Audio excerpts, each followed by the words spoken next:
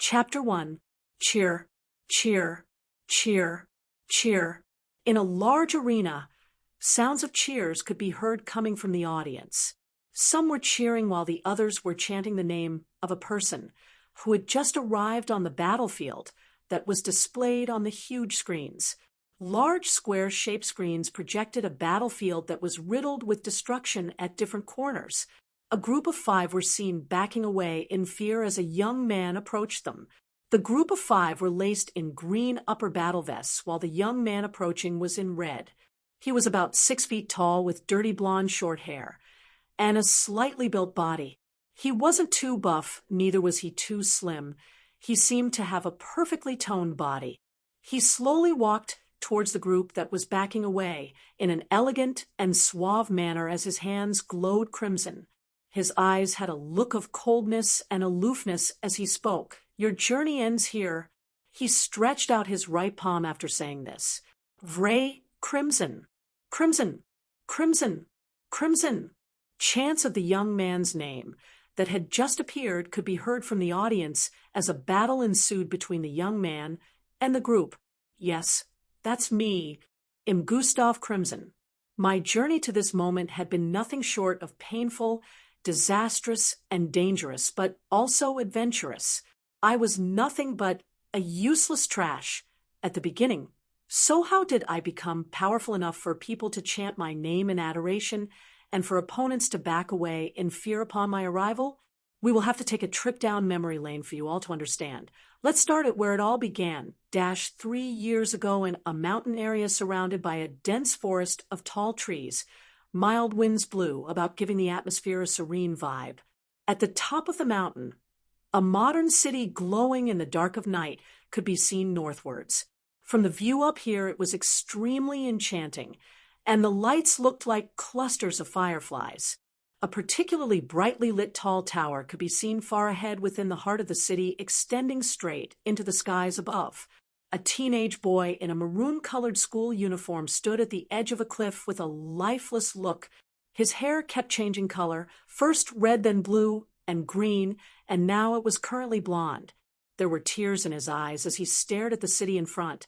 "What is the point of being born into this world when I cannot pursue my dreams?" He spoke in a devastated tone. "Ha, what am I saying? People like me don't even have the right to dream." He laughed in self-ridicule as he answered his question. "I sure have lived a shitty life. Hope I get reborn into a better one," he added as he reminisced. Gustav was born in an age where bloodline was everything. His parents were also mixed blood, who could use their bloodlines to perform superhuman feats, but their bloodline was a low-ranked one, which solidified their status as average in the society. When Gustav was born, his parents believed he would awaken a high-ranked bloodline due to the fact that mixed bloods coming together to reproduce always brought about an evolved bloodline. Evolved bloodlines were always high-ranked and very powerful. Since bloodline determined your fate and status in society, they had high hopes for their child. Unfortunately, Gustav awakened an evolved bloodline that was the most useless in the history of evolved bloodlines. He could only manipulate his hair to change color. Gustav's parents were extremely disappointed when he awakened his bloodline. Gustav, who was only 6 years at that time, noticed his parents' attitude towards him change for the worse. All the love and care that they had been displaying since his birth disappeared. Sometimes they would not remember to feed him throughout the day, and wherever he complained of hunger, "Useless trash, you only know how to eat," his parents would shout at him with contempt. It was hard for him to understand at that age, but as he grew, he noticed that he was treated the same way in the society. He couldn't make friends in school and was always bullied repeatedly. His peers and teachers would always point fingers and laugh at him. No one gave a care about him because his bloodline was the trashiest of trash, to the extent that others that were considered trash thanked their stars for the bloodline they awakened. Gustav's dream of joining the MBO Federation and exploring the stars and different parts of the galaxy died with his bloodline awakening. Gustav's mother took in and conceived another boy when he was close to being 8 years old. The same boy was only 2 when he awakened a high-grade bloodline. Gustav's parents were so joyful that they totally ignored Gustav and gave all their love and attention to his junior brother. He loved his brother, so he never hated, but it wasn't the other way around. Why do I have trash like you as my big brother? As his little brother grew, he displayed the same contemptible attitude the society shown him. His brother became appreciated more in the society, especially in school, where he was known as a genius while Gustav was shown the opposite. Gustav was hated, treated unfairly, and bullied day by day. He would always come to the mountain located at the west of Plankton City and try to commit suicide, but no matter how he tried, he was still scared of death. He could never go through with the suicide, even if he knew that no one would notice he was gone. Whenever he stared at the bottom of the cliff, he would gulp down saliva as he imagined how his bones would be broken to pieces after making contact with the hard ground. My head will be turned into mashed potatoes. He would always back away and come back the next day with a newfound zeal for committing suicide, but the same situation would repeat itself. He would back away after his imagination went wild again. Today he had decided that he would definitely jump down. He stood a few centimeters from the edge of the cliff and stared down at the forest and the ground below. The ground was more than 1,000 feet away from the cliff. Gulp. This is where the journey of Gustav Oslov ends. He raised his head to the sky and shouted out. His voice echoed across the vicinity as a star in the sky glowed brighter, as if it was replying to him. Gustav noticed something and gazed at the sky intently. The star that glowed brighter was increasing in size. What's wrong with that star? Why does it keep getting bigger? For someone who was about to die, Gustav was very observant. The stars in the skies were countless, but this particular one located at the northwest kept increasing in size. Gustav's eyes widened as he realized something. Fuck! It's not increasing in size. It headed towards my location. Gustav turned around to run after realizing this. I don't want this kind of death. My body will be blasted to pieces. He screamed in fear as he turned his neck to stare at the projectile headed towards the cliff. Blam! The glowing projectile slammed into the side of the cliff. Crumble! Crumble! Crumble! The impact first caused cracks that surrounded a space of more than 50 feet. Gustav had only moved about 7 feet away from his initial position, so he was still within the range of the impact when it started crumbling. Kyrar! Gustav screamed like a pig being slaughtered as he fell along with the pieces of the crumbling cliff towards the bottom of the mountain. In the process of falling and screaming like a pregnant woman in labor, Gustav fainted in midair due to fear and shock. That was the reason he didn't notice a small crimson glow fly into his mouth that was wide open from all the screaming. Chapter 2. Huh? Am not dead? Gustav woke up to find himself lying in the middle of the forest. He slowly picked himself up and dusted the dirt on his clothes. He was still in his school uniform, not even injured in the slightest, he noticed after checking his body out. The sun was slowly rising from the east as rays of light shone through the spaces within the leaves on the tree ahead of him. An entire night has passed. Gustav's eyes widened in shock after realizing this, but in the next second, it went back to normal. It's not like anyone would notice that I was gone anyways, he muttered dejectedly. He turned around to glance at the mountain where he fell from when he noticed something blinking in his line of sight positioned at the left corner. His eyes focused on the blue rectangular blinking light, and something unexpected happened. Welcome host. Characters suddenly appeared in his line of sight. What's this? Gustav voiced out with a look of astonishment. He turned left and right, but he still could not get the characters out of his line of sight. Thinking he was dreaming, Gustav closed his eyes. I probably hit my head when I fell. After a few seconds, he opened his eyes back, only to see more characters appear in his line of sight. Idiot host, you have been chosen to wield great power. Idiot host? Did these characters just insult me? Gustav questioned. Wait. Host? He asked in confusion. You have 10 seconds to decide if you accept this power or not. Power? What power? What is happening? Why am I even replying to some weird characters? Am I dead? Is this retribution for committing suicide?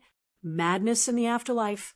Gustav threw out a series of questions at a fast pace as he doubted his current existence and sanity. As if it was answering his question, the characters changed again. You may choose to decline this power, but that would spell death for you. Gustav held his chin after seeing these characters change again. So, am alive, but the price for that is this madness. He wondered out loud. Wait, it just threatened to kill me? 10-9. Huh? It just started counting down.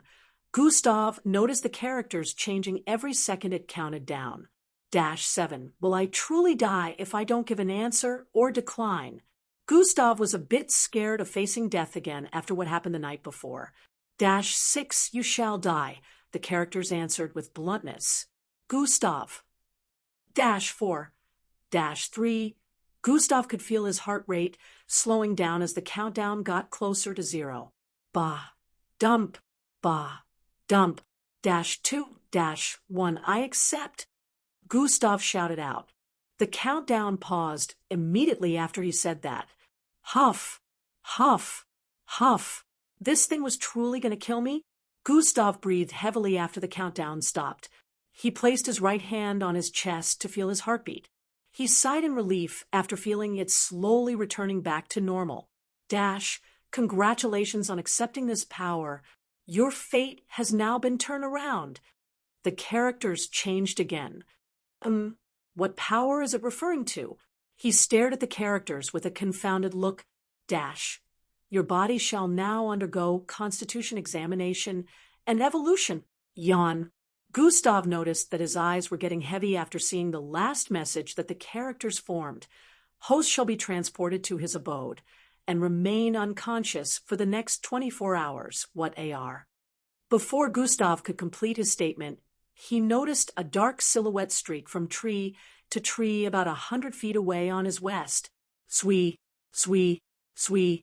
The speed was fast and kept dashing from tree to tree surrounding Gustav. It was like a dark shadow. Who's there? He recognized that it was a person immediately. As if to answer his question, a 2-meter, muscular-looking male clad in a black, tight, fitted bodysuit appeared 20 feet away from him.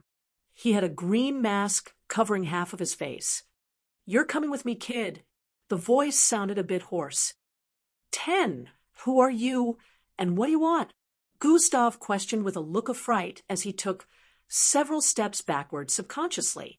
9. I only need for you to come with me. No questions asked. The unknown man stated with a commanding tone.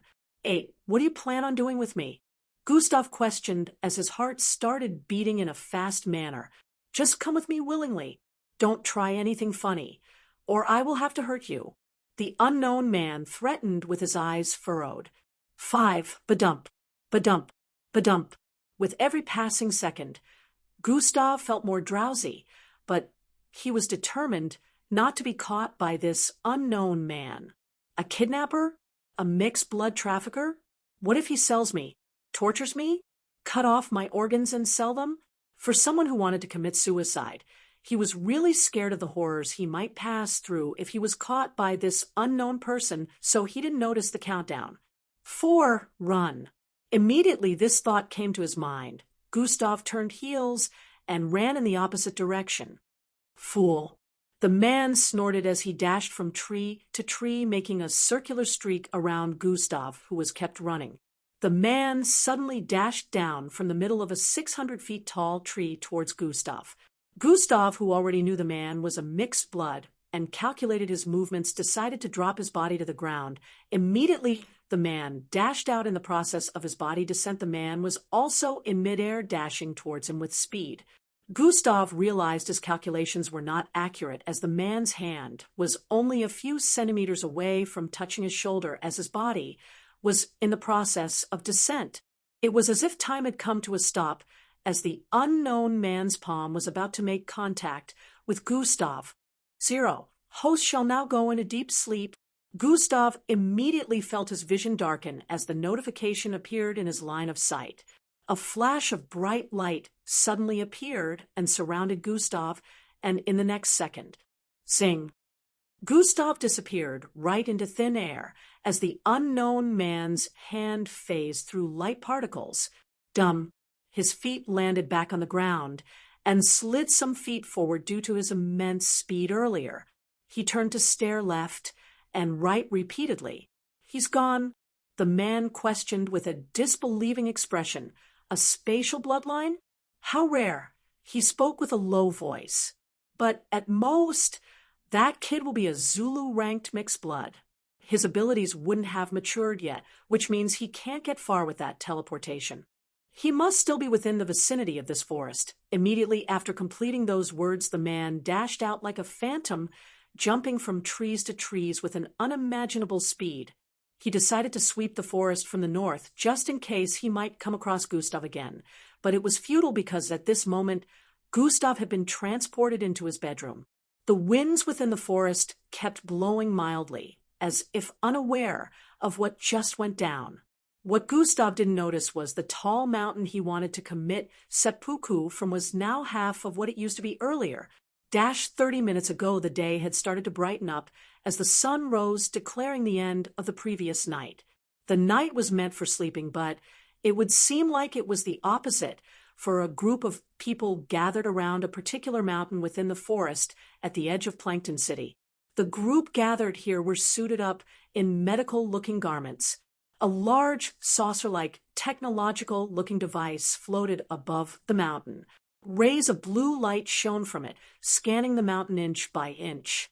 A man sporting dark brown hair clad in an azure-colored suit stood in front of the mountain with 4 bodyguards in dark, tight, fitted bodysuits positioned on his left and right. The officials suited in medical garments kept moving to and fro. They seemed to be investigating the weird phenomenon of the mountain being halved in one night. Chapter 3. One of the people suited in a medical garment with a spectacle on his face walked towards the man in an azure-colored suit. Apart from the point of impact, nothing else can be found here. This is a waste of time, he reported in a low voice. You're telling me that nothing can be found here after the large energy surge detected in this area? That's impossible. The man in the azure-colored suit spat. It may seem impossible, but that is the current situation. The medical man replied, no form of energy whatsoever can be found here. Since we've been searching for an entire night, he added.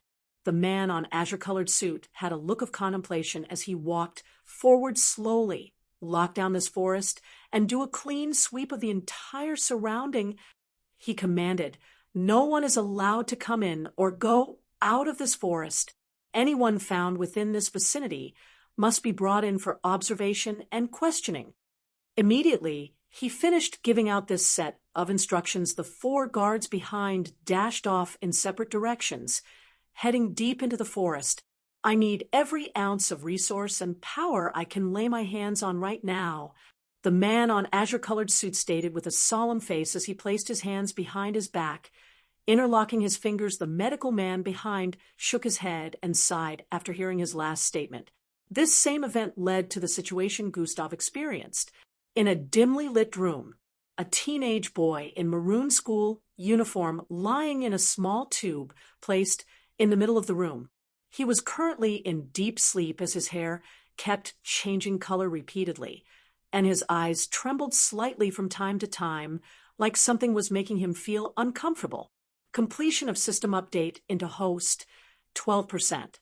Host has received blessings of the restoration. Host has received recreation. Host has received toxin immunity. Completion of system update into host, 24%. Host has received the function bloodline upgrade. Host has received the function bloodline downgrade. Gustav could hear the ringing of notifications in his ear as he slept. If he was awake, he would have seen this process. 12 hours later. Completion of system update into host, 97%. Host has received the function QUSTS. Host has received the function daily tasks. Completion to system update, 99.9%. Completion to system update, 100%. System update completed. Immediately after Gustav opened his eyes, this was the first thing that popped up in his line of sight. At first, he tried backing away before hitting his head on the side of the tub he was lying in. Ouch! So that wasn't a dream?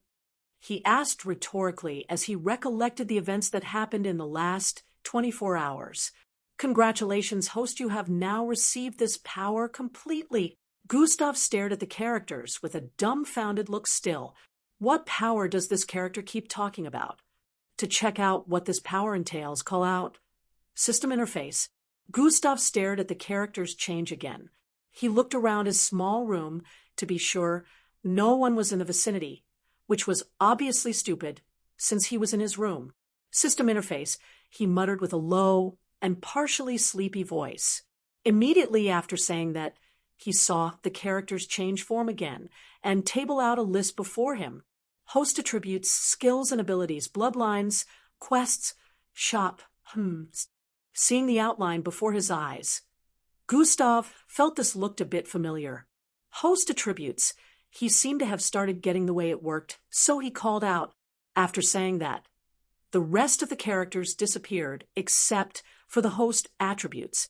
Host attributes name: Gustav Oslov, level 1 class, EXP 0/100 HP, 100/100 energy. 30/30 attributes: strength 1 perception, 1 agility, null speed 1 bravery, null intelligence 4 charm, null attributes point 0. Gustav had a dark face on staring at some of the information displayed. Agility, bravery, charm, null? This damn characters. He was having a hard time digesting the information displayed. As if to answer his grudge, a piece of information appeared above the table of information. These attributes have been properly calculated, and it would seem the host is lacking in various aspects, especially charm and bravery. Gustav had the urge to curse upon seeing the bluntness of the system. I have brav. He wanted to shout out that he had bravery when he remembered everything that happened last night. Him wanting to go commit suicide again, but running for his life upon noticing a life-threatening projectile headed towards him. Okay, I get your point, he admitted with a voice of defeat, but I have seen... Never mind. Remembering his sad life up to this point, he knew he truly lacked in both these aspects. But why does this thing look like an old-age gaming system? Levels? Points? He recognized this from ancient games that humans used to play long before the Slarkovs descended upon the earth. He knew about this since he read books a lot. Skills and abilities. Gustav called out. The host attributes panel disappeared, only to be replaced by skills and attributes. Skills and abilities - level 1 regeneration, level 1 morph, level 1 toxin immunity, level 1 recreation, level 1 bloodline acquisition, level 1. Locked. Gustav could see a large number of locked skills and abilities extending downwards. It truly is like those old games. Gustav held his chin as he spoke. Everything seems to be on level 1, but does it increase with leveling up? I have a general idea of what toxin immunity and regeneration are supposed to do, but what about to others?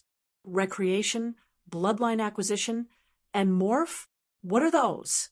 Just as he was wondering, some hidden information suddenly appeared below the skills. Level 1, ability to increase current speed by 20 for 10 seconds, regeneration. Level 1, recover from injuries 10 times as fast. Morph, level 1 bloodline ability, change hair color and skin tone at level 1, toxin immunity. Level 1, protection against not so serious toxins. Recreation, level 1 bloodline acquisition. Level 1, ability to steal bloodlines and pair them with host if the right requirements are met. F rank. Ability to change skin tone seems to have been added to my bloodline, but why is it named morph? Still, is there any difference between that and the same useless changing hair color? Gustav sighed in disappointment upon seeing the information beneath morph, and his eyes moved down. Gustav's sight got to the recreation part, and squinted his eyes in suspicion. Apart from the rest, this was the only ability without a piece of information beneath. He stared at it, his sight traveling from the top to bottom and from the bottom to top. Could this be a glitch? Why won't this one show anything? Gustav stared at it with his eyes squinted, but no matter how long, he did nothing popped up beneath it. I guess I will just have to find out later. His left palm was still holding onto his chin as he inspected. I still don't know if this is all just playing tricks in my head. Gustav decided to move to the next ability after seeing that this one wouldn't show any information. His eyes narrowed down on the last one, bloodline acquisition. On reading the information beneath, his eyes widened. What? Gustav couldn't believe what he was seeing. A bloodline stealing ability. His eyes widened with disbelief. This must be a joke, right? He asked rhetorically as he gave a light ridiculing chuckle. My bloodline has always been useless. And now this thing says I can steal bloodlines. Gustav subconsciously stood up and started prancing around the room. He remembered all those years of bullying. All his mates showing off their cool and powerful bloodlines. Him always having to hide due to the shame of only being able to change his hair color. If this is legit then. Gustav paused as his eyes became fierce. I will become the #1 bloodline robber in the world. Chapter 4. Non. Hold on, maybe I'm getting a little too excited here. Gustav sat down on the edge of the tub and held his chin again. What if this is all just in my head? He questioned his sanity. How do I confirm that everything I'm seeing here is real? Can I try using these skills and abilities? If this is real, wouldn't it be too good to be true? He questioned with a doubtful tone. To use unlock skill, call out the name of the skill in your mind while adding activate behind or in front. A notification appeared in his line of sight above the skill and abilities panel. He read it out and his eyes squinted. Activate. Which skill do I try out first? Gustav wanted to know if his mind was just playing tricks on him, so he wanted to confirm the authenticity of the so-called system as soon as possible. He stared at the skill and abilities panel again. Skills and abilities - level 1 regeneration, level 1 morph, level 1 toxin immunity, level 1 recreation, level 1 bloodline acquisition, level 1. His sight scanned through it, and after a while he noticed that only - would be a plausible skill to try out for confirmation. Gustav stood up and walked towards the door opposite the tub. On closer inspection of the room, there was literally nothing to be found except for the tub he slept in placed in the middle and a small closet placed at the east corner. Closed system interface. After he called out, the panel closed up and the words and characters disappeared. He had decided he would try activating - skill outside. Gustav left through the door and arrived before a small passage that led to the living room. Endrick, Mother trusts that you'll do well today. A light female voice filled with tenderness could be heard ahead. From what I heard, those inspectors will be giving out scholarships to MBO Academy. Yes, Mother, it'll make you proud, a tiny male voice replied. Those inspectors would be blind, not to notice me since I'm the highest graded mixed blood in the entire school. The male voice was laced with pride. That's a good son, the female replied. Now, let me drop you off at school. Just as she finished saying that, Gustav appeared in the living room. It was a small but well-structured living room. The walls were coated with blue tiles that glowed slightly. Green sofas arranged in an L format and a cabinet several feet behind. On the cabinet was a round orb that projected a 7-foot-tall image in a holographic form. This was an image of 3 people. A middle-aged-looking man with a square-shaped face sporting dirty blonde hair, a woman who looked to be in her early 40s sporting brown long hair, and a young boy that looked similar to Gustav. He sported beautiful curly black hair. The female who was speaking earlier was standing at the doorpost, and beside her was a 5-feet-tall kid clad in maroon school uniform, just like Gustav. Their faces were the same as with the woman and boy in the holographic image. These were Gustav's mother and junior brother. They turned around and noticed Gustav coming from the passageway. Let's go. They totally ignored him as the mother pushed open the door while speaking. H&M. Endrick nodded. Mom, are you not going to drop me off too? Gustav quickly asked before they could step out. His mother paused her steps and turned around to stare at him with a look of disgust. I have told you to stop calling me that. I am not your mother. I have only one son, and he is right here, she said while rubbing the hair of Endrik. You are just a liability, without any form of usefulness, she stated harshly. You should be glad that my mother and father allowed you to remain in this house, and still pay for your school fees, even though it's a waste. Endrik added, I don't know how I and Liam ended up creating a useless creature like you. His mother spoke again. Gustav stared down dejectedly as they ridiculed him. He was all too used to this, but it still felt as bad any time he heard them speak this way to him. He would be able to bear it if the world treated him like this, but when it was the people that were supposed to be his family, it hurt in a kind of unexplainable manner. He couldn't blame his junior brother since the kind of society he was born into shaped his character. Trash like you deserves to walk to school, Endrik stated and turned around while pulling his mother by the arm. Slam. The door was slammed shut after they walked through it, leaving Gustav to wallow in self-pity as he stood in the same position for many seconds.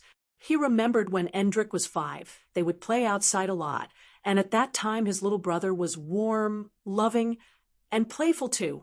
There was a time Endrik got injured when they were playing hide and seek. Gustav was blamed for the injury and received more than 200 lashes from their father's whip. He could never forget that day. His butt bled, and he begged for forgiveness, but his father didn't listen. You trash! You want to kill my only useful child. In the process of getting whipped, his mother shouted from the side. It was only a minor bruise that would heal in a few hours, yet they whipped him like he committed a grievous offense. In this age, even if a person lost an arm, it could be fixed, talk less of a minor bruise. Gustav remembered when Endrik was 8, which was around the same time his attitude towards him was becoming like that of the people in the society. Endrik used his bloodline abilities to attack Gustav, giving him a bloody 7-inch gash on his back. The same parents who gave him a lashing after causing Endrik a minor injury 2 years back laughed and praised Endrik for increasing the mastery of his bloodline abilities. Gustav still had a bloody scar on his back till a day, since no one attended to him. After standing in the same position for a while, Gustav finally started walking again. What was I expecting? Haven't I been doing this for a long time? He laughed dejectedly and walked out the door. Inspectors from HBO will be arriving today. I must get to school on time, Gustav stated with an excited look as he ran. At this point, he had even forgotten about the skills and abilities he was about to test out. His priority right now was to get to school as soon as possible, since those inspectors would be visiting their school today. After testing out the students in the middle school area, which was where his brother's class was located, they would definitely visit the high school afterwards. On the streets, Gustav could be seen running like a madman and sweating like a criminal about to undergo trial for a murder case.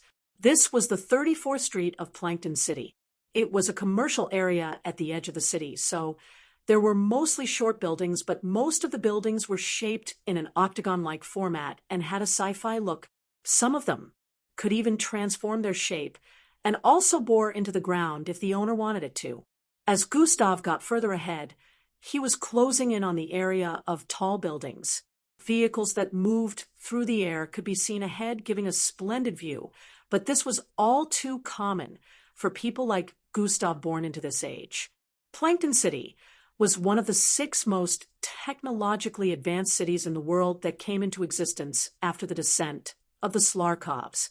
Tall and enchanting buildings that gave off a sci-fi vibe could be seen.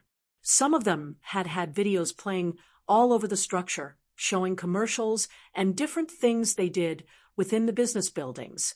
A particular one ahead was shaped like an upside-down conical flask, and on the body of the building shone the commercial of a new medical product. A young female sporting blue hair, clad in a medical outfit, spoke while holding a 3-inch red bottle. We at Photon Lab have created a new type of grade A solution to help in bloodline strengthening. The audio traveled into Gustav's ears as he streaked across the street, but still he paid no heed and kept running. He smiled when he looked ahead and saw a circular blue glow on the walkway close to the road. People on the walkway could be seen entering into the circular blue glow, and immediately they got in, they disappeared.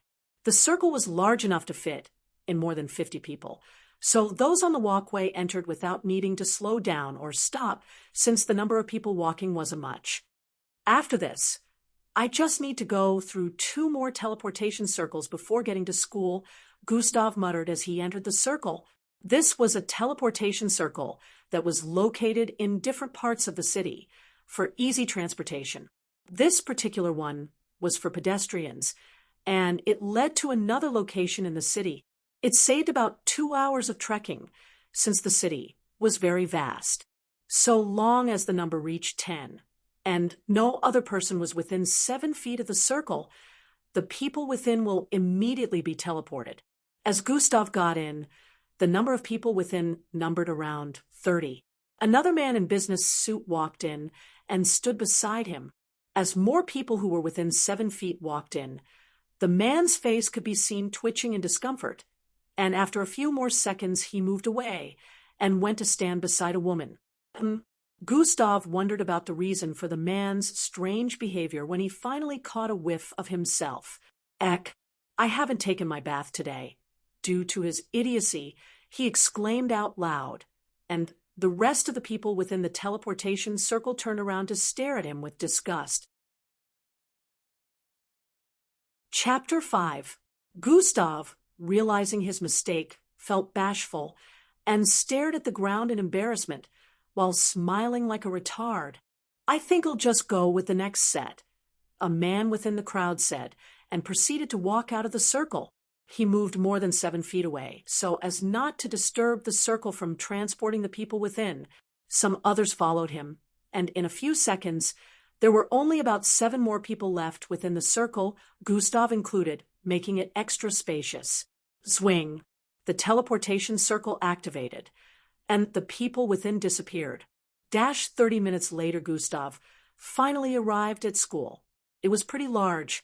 It was comparable to the size of a university, whereas it only had middle school and high school students. A big sign hung up at the first entrance.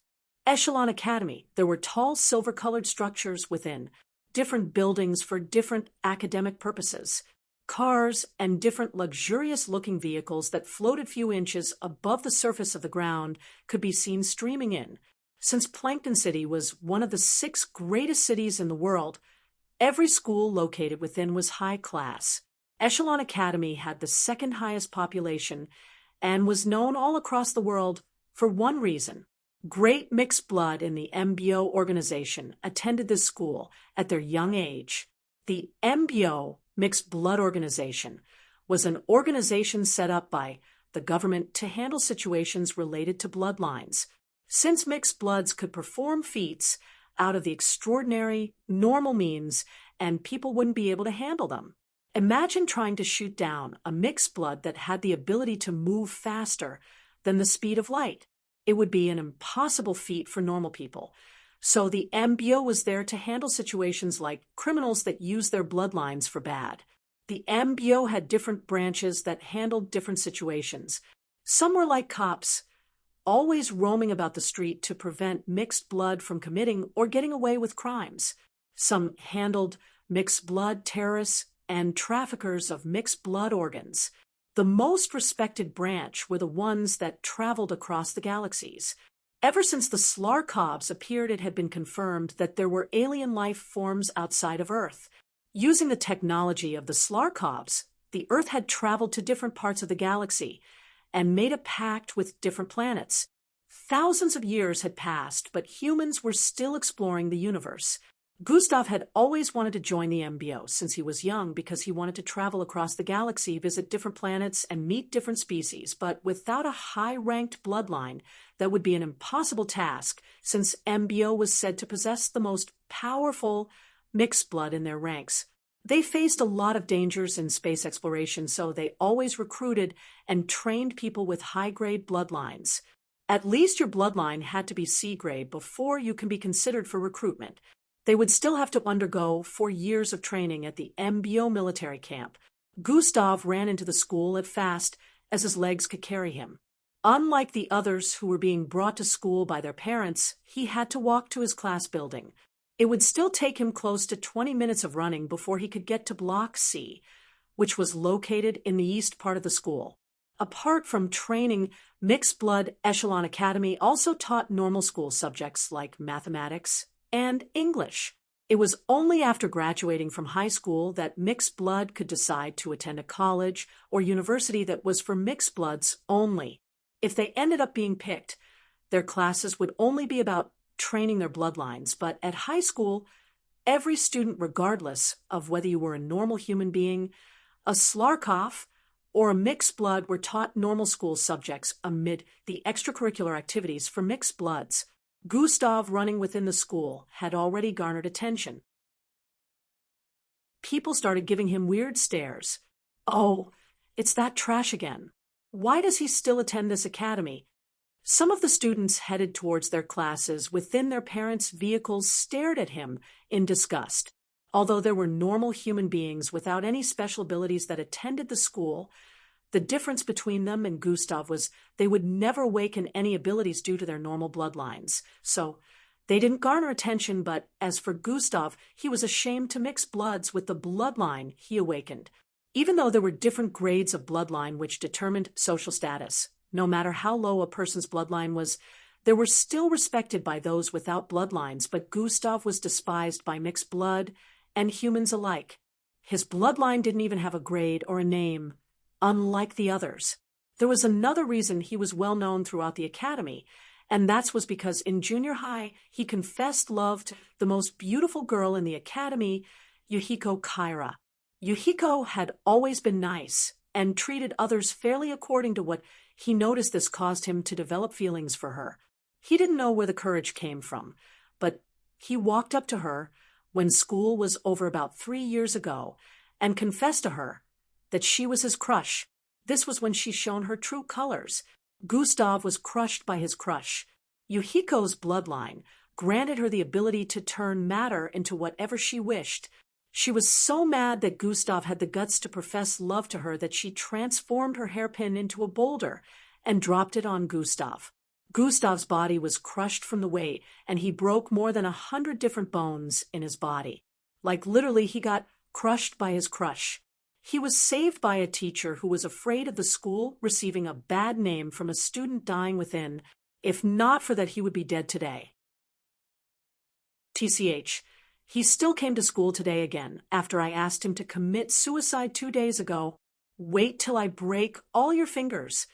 A male within a blue car that streamed across the school road mumbled with a look of hate as he stared at Gustav from the small screen within the car. Gustav, who was currently jogging while panting heavily, had no idea that he was being watched by someone in the car that just streaked past. After running for close to 20 minutes, he was finally closing in on 3 large buildings joined in AU format. It was also silver-colored like the rest, but more luxurious looking. They were all 3-story buildings. Looks like I made it on time. How did I manage to get here without resting one bit, and am not even feeling as tired as I used to? Gustav wondered as he walked forward toward the building. This was the special block for mixed blood attending the school. Gustav was currently a student of Class 3C. This was his 3rd year of high school, and after this year, he would graduate from the academy. Subject-wise, Gustav was very smart and intelligent. He easily beat all the mixed blood in his class when it came to passing exams like English and maths, but this almost meant nothing at this age. Even if you were extremely smart and wanted to become a scientist, without a good bloodline, science universities wouldn't pick such a person unless they had connections within the circle of the rich and powerful. Gustav finally arrived in front of the class, which was in the middle of the 2 buildings. On getting inside, everyone within the class turned to stare at him, but in the next second, they turned their faces back towards the teacher standing in front of them. Hisses and snorts could be heard as he walked to his seat that was positioned at the southwest corner of the class. way behind the rest of the seats. The male teacher didn't even spare him a glance, almost like he was just a gust of wind passing by. The class was arranged like a normal class with desks arranged in rows and columns. There was a projection on the wall. It was like a body chart showing the internals of a mixed blood channeling power from his bloodline. Gustav sat down at his usual lonely corner and listened to the teacher speaking. Apparently, the male teacher was talking about how they would be having their last exams in the next 6 months, which would determine whether they would be picked by higher institutions that trained bloodlines. Gustav was paying attention when a notification sound rang in his head. A blue rectangular blinking light appeared at the top left corner of his sight. "Damn, I forgot about this," Gustav exclaimed loudly as a message popped out in front of him. "Daily task completed. 1/3, travel 3 kilometers square root. Daily tasks?" Gustav stated with a weird look as he stared at the message. He suddenly felt uncomfortable, like something was prickling his skin from every angle. Sensing the sudden silence, his vision focused on the classroom again, and he noticed everyone staring at him. His eyes widened as he realized he just shouted out his words instead of saying them internally. Not only is he trash, but now he's a mad trash. A female student muttered. The class had a look of disgust as they stared at him. The teacher went back to explaining after Gustav stood up to apologize. "This damned thing," Gustav muttered internally in discomfort. "Host is the definition of a damned thing." Immediately Gustav saw the message appear in his line of sight. He nearly puked out blood. "This." He almost shouted out again, but he controlled himself. After calming down, he remembered the message that appeared earlier. "What is daily task?" Chapter 6. After calming down, he remembered the message that appeared earlier. What is daily task? Daily task can be found in Quests panel. Quests? Gustav remembered the rest of the system interface. "Oh, I didn't check everything. Quest was after Bloodline, I think," Gustav wondered and proceeded to call out in his mind. System interface. Tunum. Host attributes, skills, and abilities. Bloodlines. Quests. Shop. Immediately the panel appeared before his eyes. He called out in his mind again. Quests. Quests. Daily, weekly, monthly, yearly. Gustav scrutinized the list properly. Are quests like missions? Gustav wondered. Things you do and get some kind of rewards from according to those old games. But why is there a daily, weekly, monthly, and yearly? Gustav kept squinting his name eyes as he thought. After thinking for a while, daily, Gustav called out in his mind again. Quests, daily today's task 1/3. Run 3 kilometers status. Completed square root. Climb to a height of 20 meters status. 0/20 m. Carry a total of 150 kilograms status. 0 out of 150. Rewards for completion, plus 5 attributes points. Punishment for failure. Hidden. Will be revealed when the host fails to complete the task. Gustav almost had his eyes bulging from their sockets upon seeing the second and third quests for the day. Climb a height of 20 meters. Carry 150 kilograms. Who is this damn thing trying to kill? I can't even lift 20 kilos, talk less of a full 150? Gustav nearly screamed out again, but he controlled himself. Mixed bloods were stronger than the average man regardless of their rank and grade. Gustav instead was weaker than the average 17-year-old. His physical abilities were extremely lacking, but what he didn't know was after the system paired with him, he was now as powerful as an average full-grown man, which was why he was able to run down to school without taking rests even though he was panting. Gustav angrily closed the system interface, so he didn't notice the part that mentioned rewards and punishment. At the moment, the teacher was rounding up with their class, and another teacher could be seen coming in. It was a female teacher sporting a gray-colored hair clad in a tight-fitted green gown. An unbuttoned brown leather jacket hung on her shoulders. "Dash, Miss Amy!" the students exclaimed in excitement. This teacher was the most beautiful and powerful mixed blood in the entire school. She was a kilo-ranked mixed blood, and her bloodline was a grade B. So long as a mixed blood had a bloodline graded above D, that person would be respected by everyone. Even the male teacher who was leaving bowed his head a little in respect when he got to her front. She nodded back and walked to the front of the class. Gustav had an excited look on his face upon seeing her. Unlike the rest of the teachers, she never shown a detestable attitude towards Gustav. In fact, she never showed any attitude. She had an uncaring and aloof face. She was always professional in her teaching and never did favoritism. She was the teacher for bloodline channeling. Gustav admired her because her teaching was one of the best and easiest to understand. Even if he couldn't channel his bloodline like others, he still understood her teaching properly. She didn't even waste time or bother to answer their calls. She went down straight to the teaching of the day. I have been teaching you about channeling your blood to the third point for the past 3 weeks now. She started speaking. If you have been doing as I instructed, your bloodline must have connected to the third point. She stated while staring at the students. When you hear your name come out for bloodline channeling inspection, most of them had looks of excitement as she mentioned that. Ria Rhoda, Miss Amy called out. A short female student, sporting green hair, putting on binoculars, walked out from the first row. She got to the front and stood opposite Miss Amy. Stretch out your arm, Miss Amy commanded, and she complied by stretching out her right arm.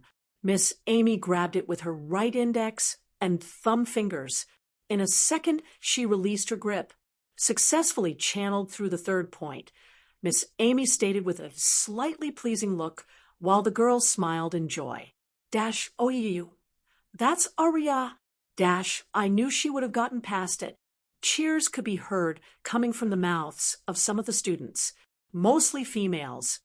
You can go back to your seat, Miss Amy added, which the girl complied. Gila Andrews. Miss Amy proceeded to call out the next person, who was also a female. It was the same result. This student also completed the bloodline channeling to the third point. Miss Amy continued calling them out one by one for the inspection. This bloodline channeling had to do with circulating the bloodline within your body, which was where the abilities came from. The bloodline of the mixed blood was not always congested from birth. They would only have a small amount within the body. Because of this small amount, they were not able to perform large feats with their bloodlines, yet even if they have a high-graded bloodline until they channeled it to keep increasing in quantity and quality. This was where the issue of ranks came in. A mixed blood could have a B-grade bloodline and lose to another mixed blood with an F-grade bloodline due to ranks. The more the bloodline is channeled to keep increasing in quantity and quantity, the more a mixed blood increases in ranks. The first step was to locate the bloodline in your body and find a way to control and move the blood to any part of the body you wish to. There were 4 channel points within the body. Before a mixed blood could get to the lowest rank, Zulu, their bloodline needed to be channeled to connect these 4 points together. Once that was completed, they would have officially become a Zulu-ranked mixed blood. While Miss Amy was inspecting the bloodline channeling of Class 3C, another inspection was going on in another part of the school.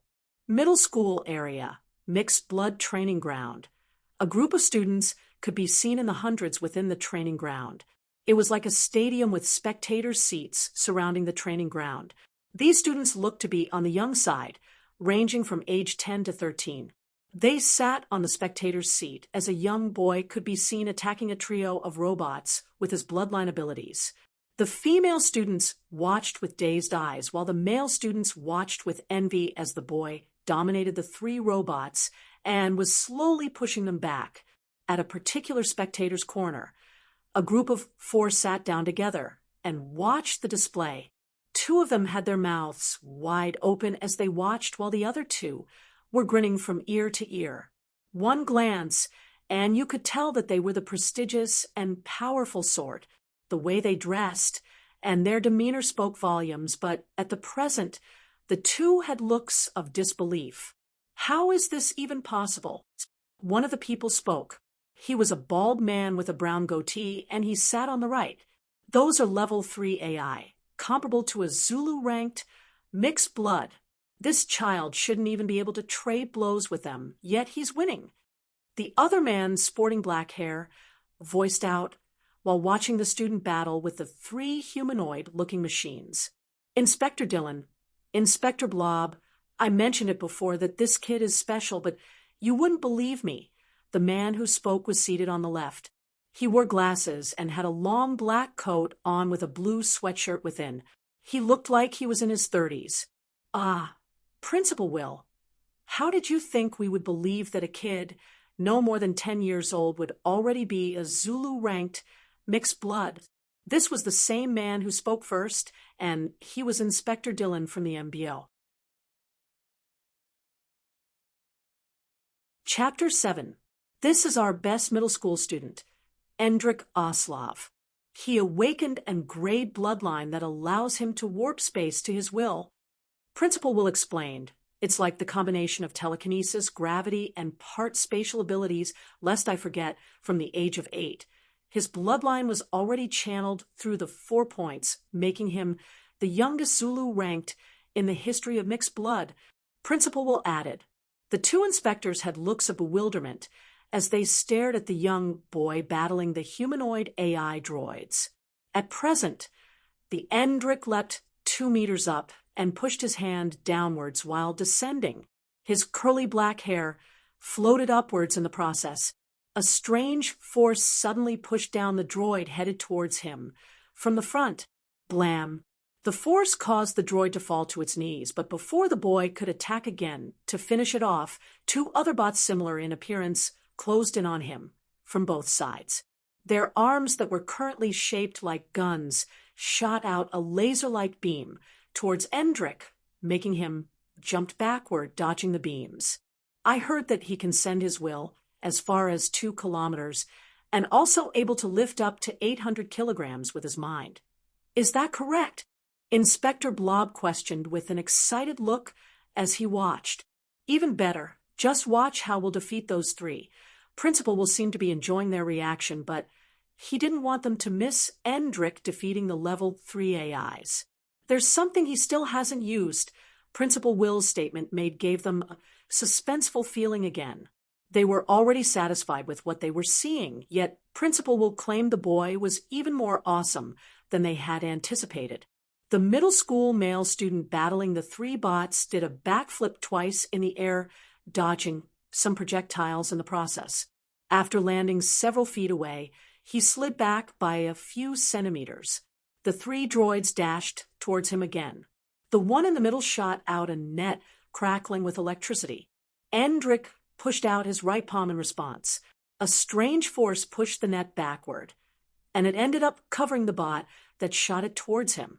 The droid was trapped by the net it shot out and started thrashing around, trying to free itself. The remaining 2 droids closed in on Endrick. Their hands transformed into a 2 feet blue glowing blade. They took a swung at him.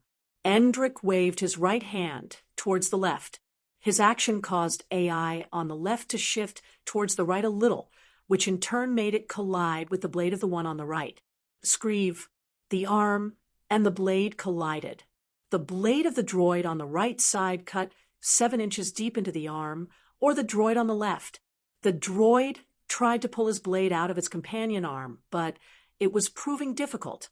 In the process of them trying, the boy placed his right finger on his forehead and stared at the droids. Structure analyzation.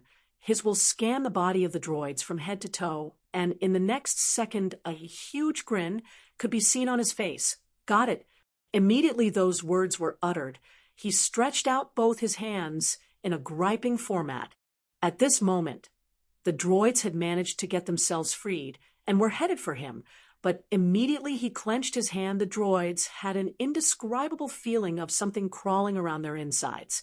Endrick suddenly pulled his clenched hand back with force. Rip! Rip! The chests of the droids were ripped open from the inside, and a circular-shaped object flew out of it. Plop! Plop! Both droids fell with their blue glowing sockets dimming in the process.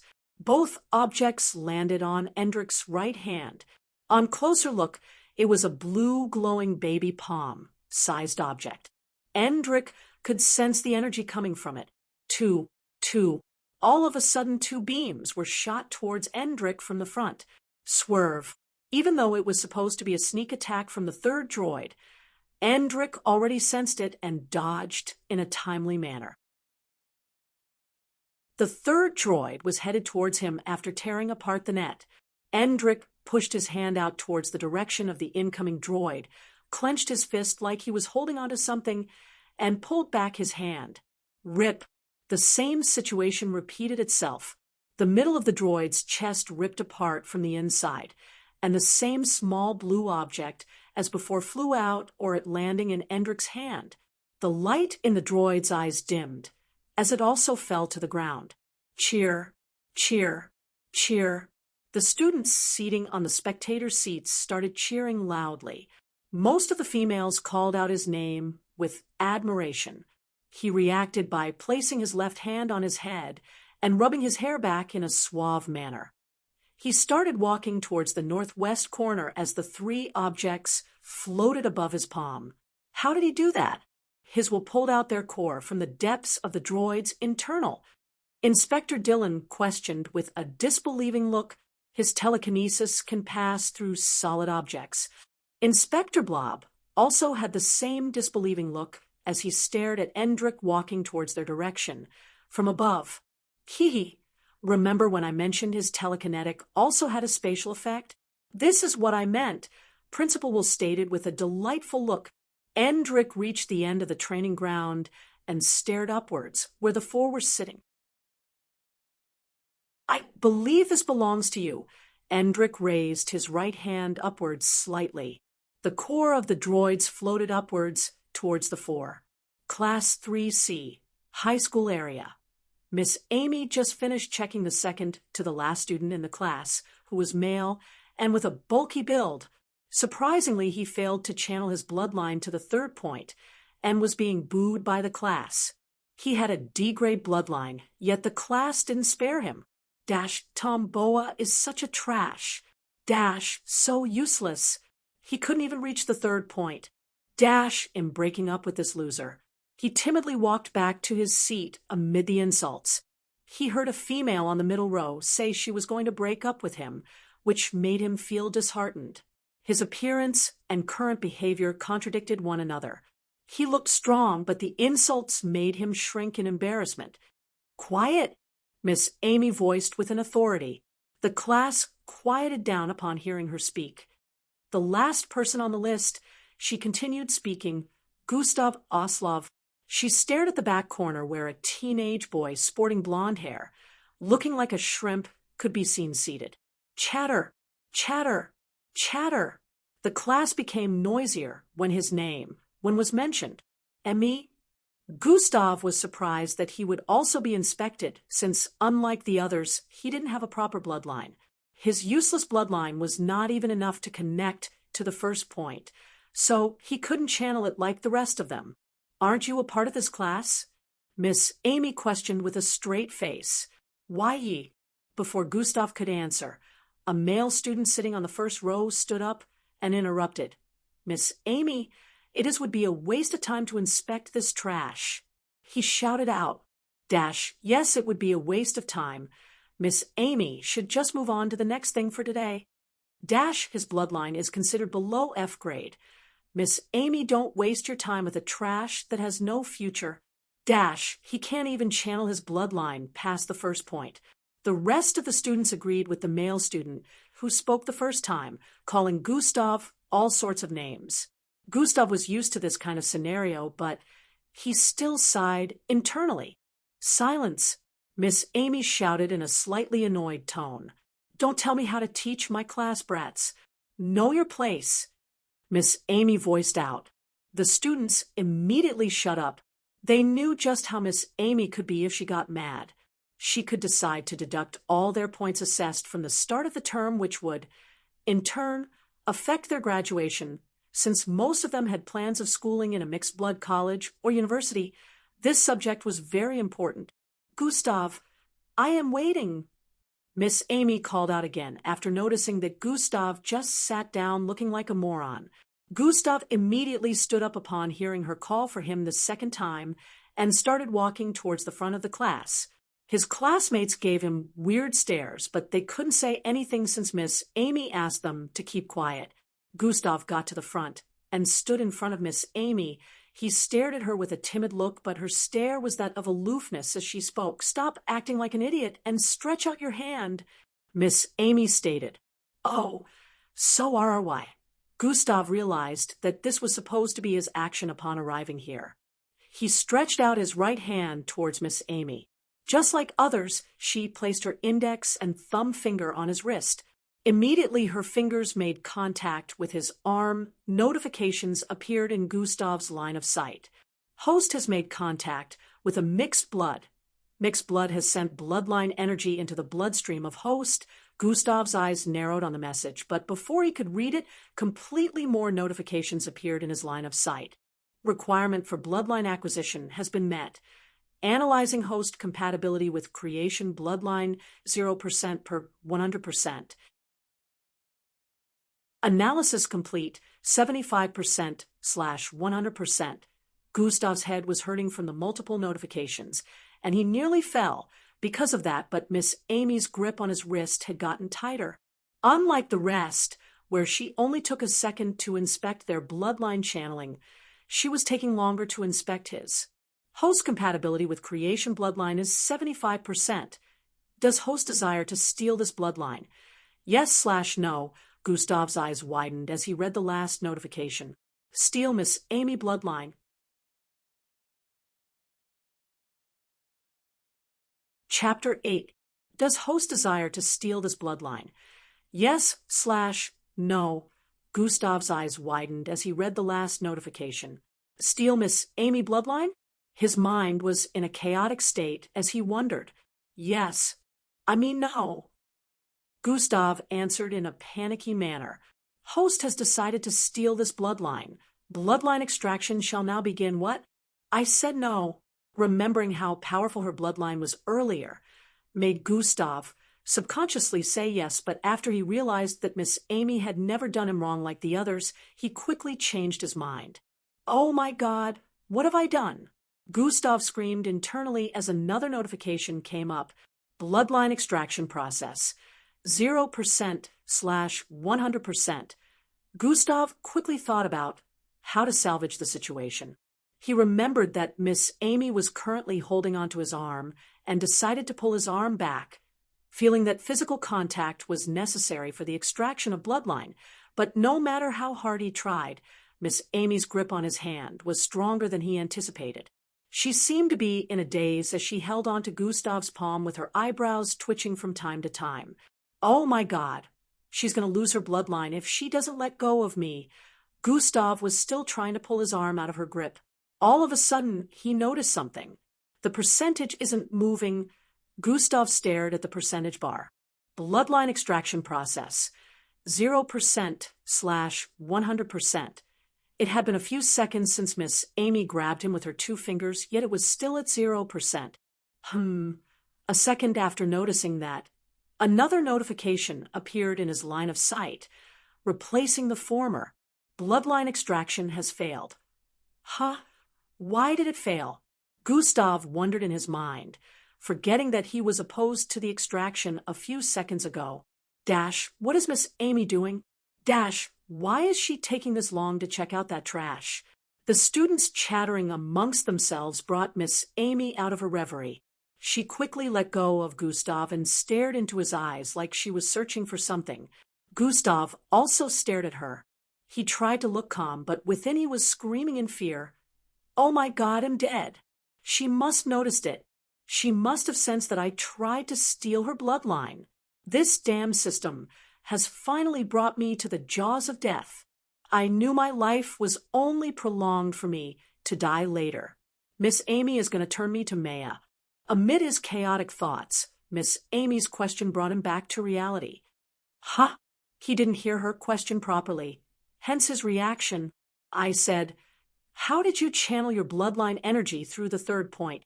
Miss Amy repeated her question. Gustav was shocked by the sudden and unexpected question.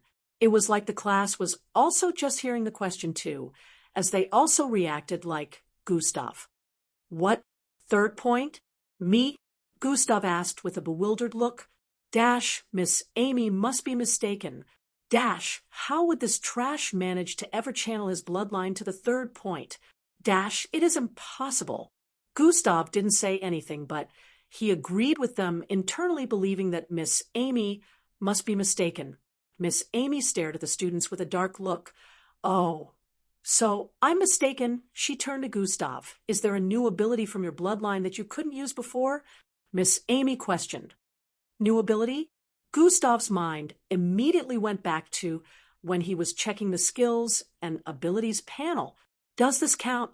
Gustav asked, as his skin suddenly started wriggling from his face to every part of his body that was exposed. In a few seconds, his skin color had changed to a dark one. Gasp.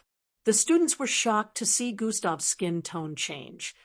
Doesn't his bloodline only grant him the ability to change his hair color? These were the thoughts in their minds.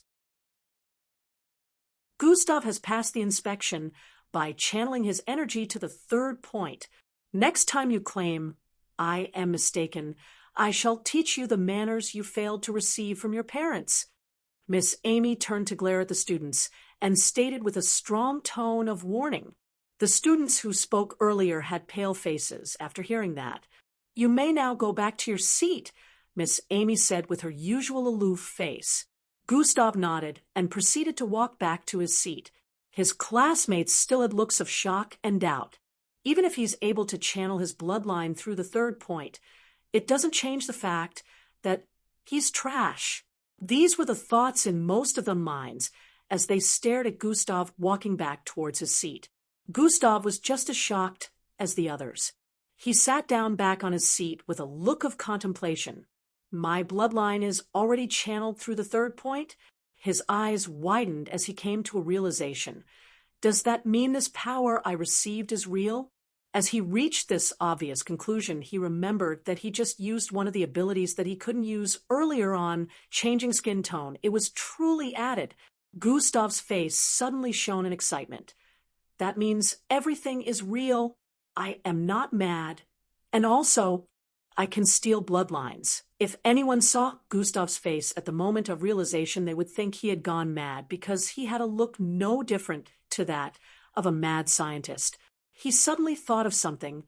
Why wasn't it able to steal Miss Aim? Now I remember. Gustav opened the system interface and immediately called for the skills and ability panel to open up. His vision moved down to bloodline acquisition. Bloodline acquisition. Level 1, ability to steal bloodlines and pair them with host if the right requirements are met. F rank. I knew it, Gustav said internally upon reading the information beneath. I can only steal bloodlines at DF rank. For now, Gustav's eyes moved back to the level of the skill, since it says level 1, then increasing the levels will definitely allow me to steal higher-ranked bloodline. Gustav nearly screamed out in excitement seeing all this. Now that I have confirmed that this is real.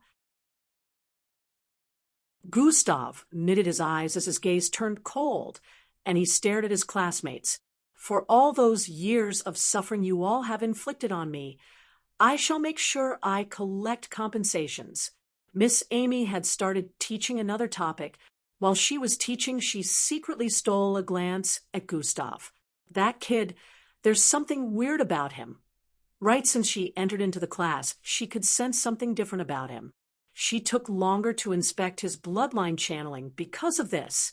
She was also surprised to see that he had gotten to the third point, but she didn't show it on her face. The strangest part about it was she also noticed that his bloodline was close to reaching the fourth point. His bloodline may not be as useless as everyone thought, she thought as she remembered his skin tone transformation. After closing hours, Gustav left the school. He trekked back home as usual. His mind went back to everything that happened during the day. The MBO entrance test will be holding in the next 6 months. He had a slightly tense look as he thought, but this time a trace of hope could be seen on his face. I wonder how far I would have gotten with this power by then. Fill your name on the collection form if you are interested in participating in the test. Remember, you cannot participate if you are not a Zulu-ranked mixed blood by then. The exact date and the venue of the test will be communicated to you. Gustav remembered the inspectors that came from the MBO. Class 3 was tested by them, and as expected, Gustav failed the test, but this test was only for the more gifted ones that would be given straight entry into the MBO training camp. Almost all of his classmates had plans of joining the MBO, but only a few were chosen to be exempted from the test. The real test was going to be held 6 months from now, which was also close to the time he would be graduating from high school. Gustav remembered the shocked look on his classmates' faces when he also filled the form. He was ready to disappoint them with his results in the next 6 months. Gustav remembered something again. Since this is real, doesn't that mean I have to perform those daily tasks?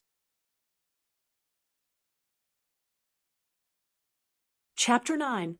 It took Gustav about an hour to get home from school because, unlike in the morning, he wasn't in a haste and his mind was currently preoccupied with plans.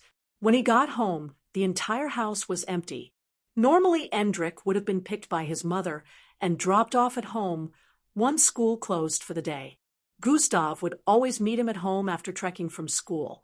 Gustav didn't overthink it. He walked straight into his room and sat on the edge of his tub.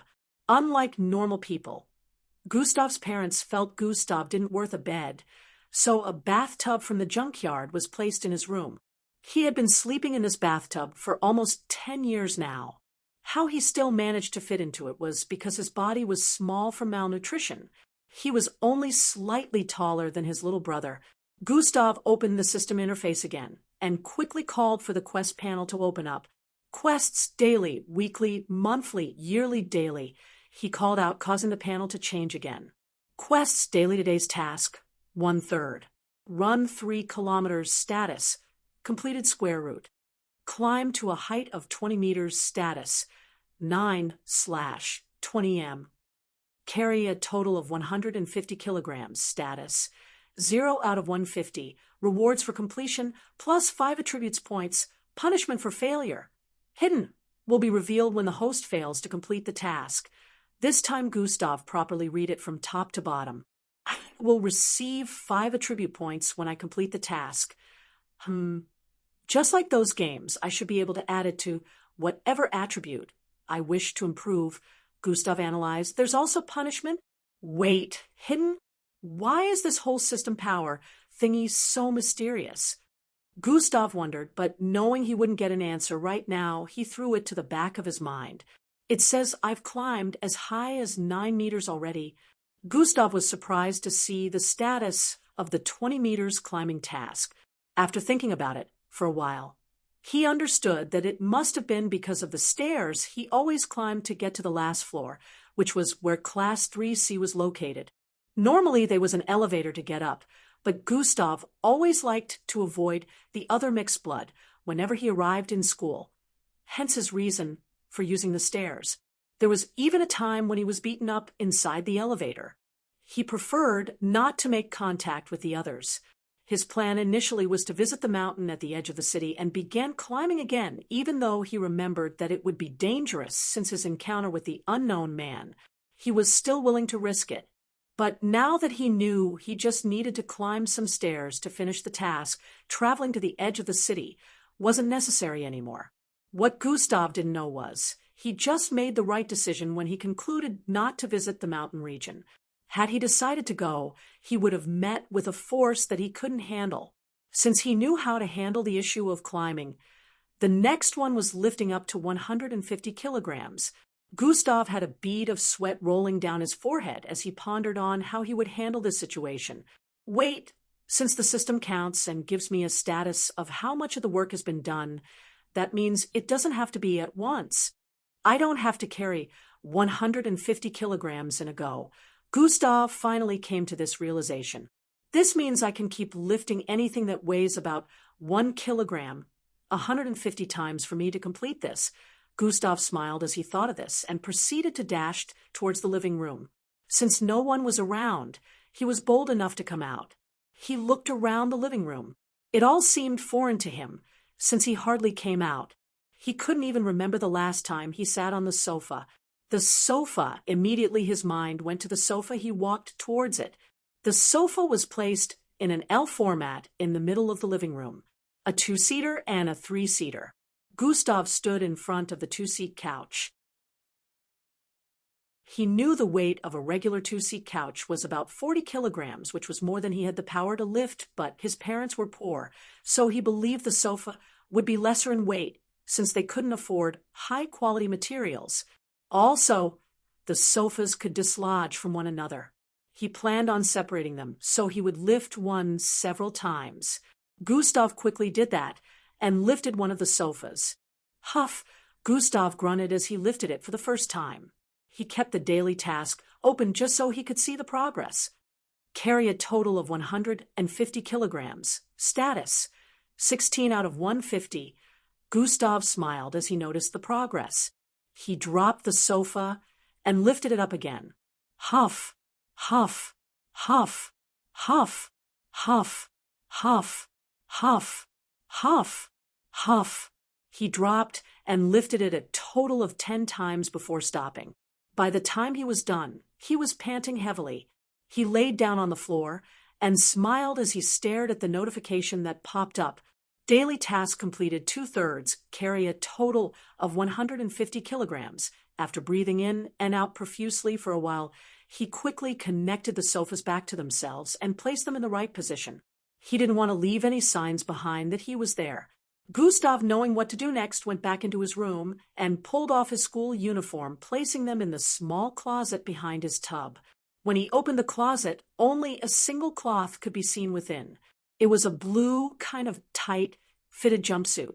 The color was a bit faded, but that was Gustav's only piece of cloth right now. The jumpsuit had a hoodie, and just like its name, jumpsuit, it was truly a jumper. Its trouser part only got past his knees by a few inches. Gustav quickly put the hood on and dashed out of the house. 2 hours later, Gustav was jogging back home with a smile on his face. He didn't even mind the stares of the people in the surroundings, who kept looking at him with pity, thinking he was a beggar. It was almost 7 p.m. at this time. The sky was close to darkening completely, but the streets were as bright as ever. The tall buildings glowed up as the skies darkened more and more. When the sky became completely dark, the light bulbs floating above the air brightened up. These light bulbs were lined up all across the streets, positioned in the air on both sides. They weren't visible during the day, but they were always up there. Gustav paused in his steps and stared at the beautiful view. There was no doubt that it was a wondrous sight to behold. Something, in particular, caught Gustav's attention in the distance. It was a tall, brightly lit building. It was so high that its tip pierced into the skies above. It was the tallest building in the city, and it was positioned in the heart of the city. The glowing blue letters on the surface of the building were particularly eye-catching. It gave off a unique feeling. MBO Gustav stared at it and smiled. I can't wait to be able among those that will be granted access into that building. After saying that, Gustav turned around and started heading straight for home again. In a few minutes, he got home and headed straight for his room. He didn't know if his mother and brother had arrived yet, but he wasn't bothered. He remembered the notification he got immediately after climbing a 3-story building's stairway repeatedly. Daily task completed 3/3. Host has received +5 attribute points. Host has received 50 EXP. The people within that vicinity gave him stares like he was retarded, but only he understood what he was doing at that point in time. Gustav quickly sat on the tub and opened the system interface. He didn't waste time before checking the attributes panel. Host attributes name: Gustav Oslov, level 1 class. EXP 50/100 HP, 100/100 energy. 10/30 attribute stats: strength 1, perception 1, agility, null speed 1, bravery, null intelligence 4, charm, null attributes point 5. Oh, it truly got added. Gustav spoke excitedly as he stared at the attribute points. Now, how do I share these points? Gustav questioned internally as he held his chin.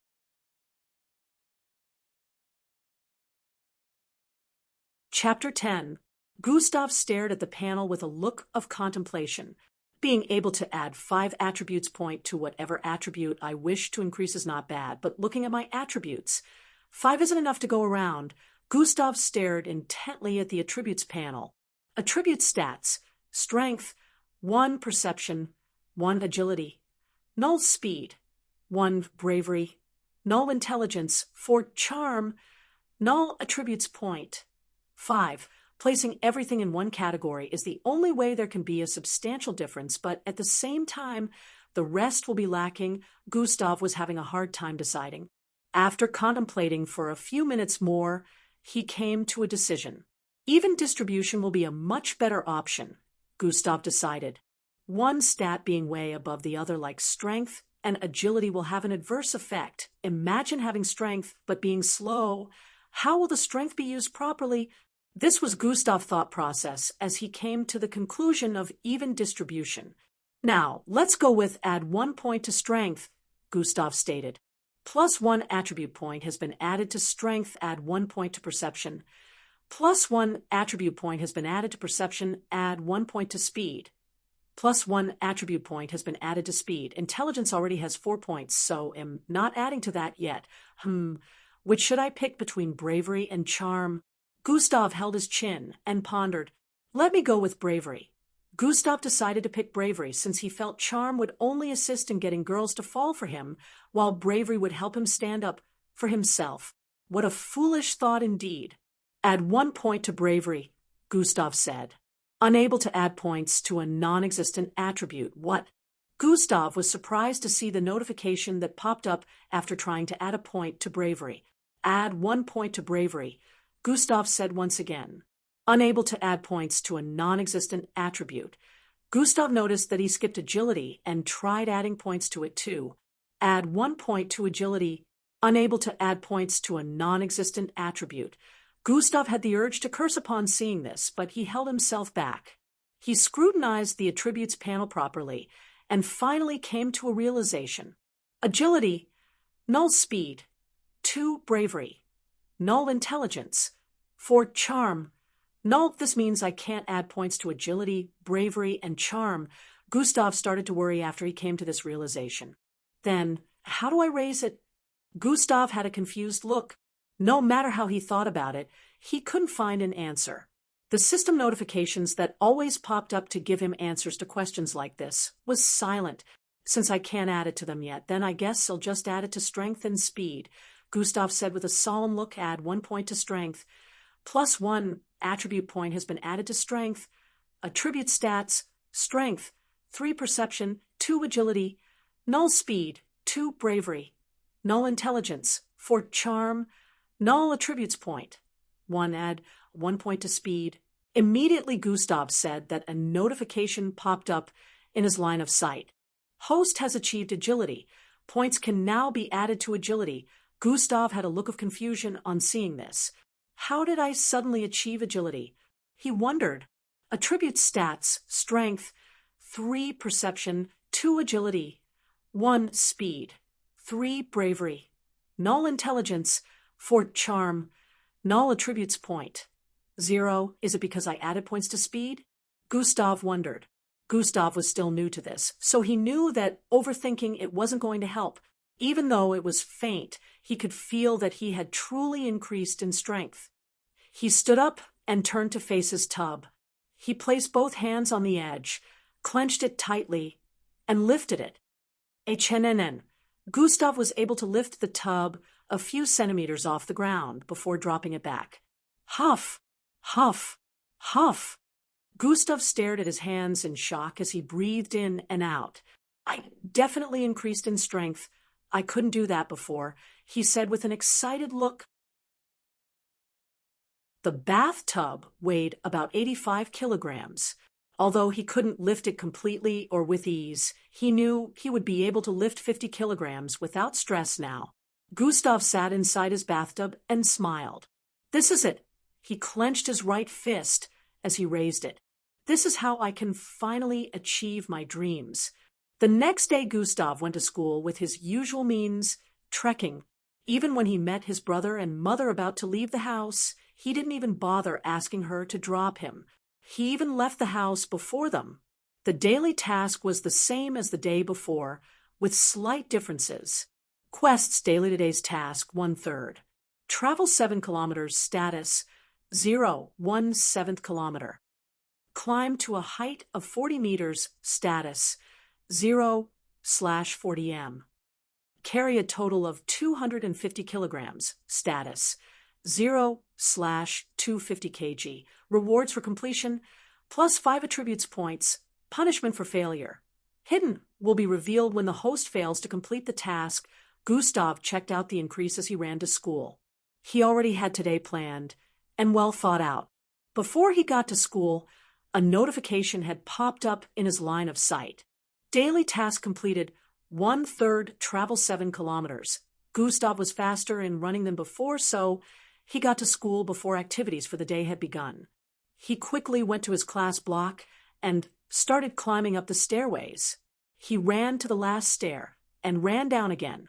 He kept running up and down the stairs repeatedly for about 15 minutes until a notification popped up in his line of sight.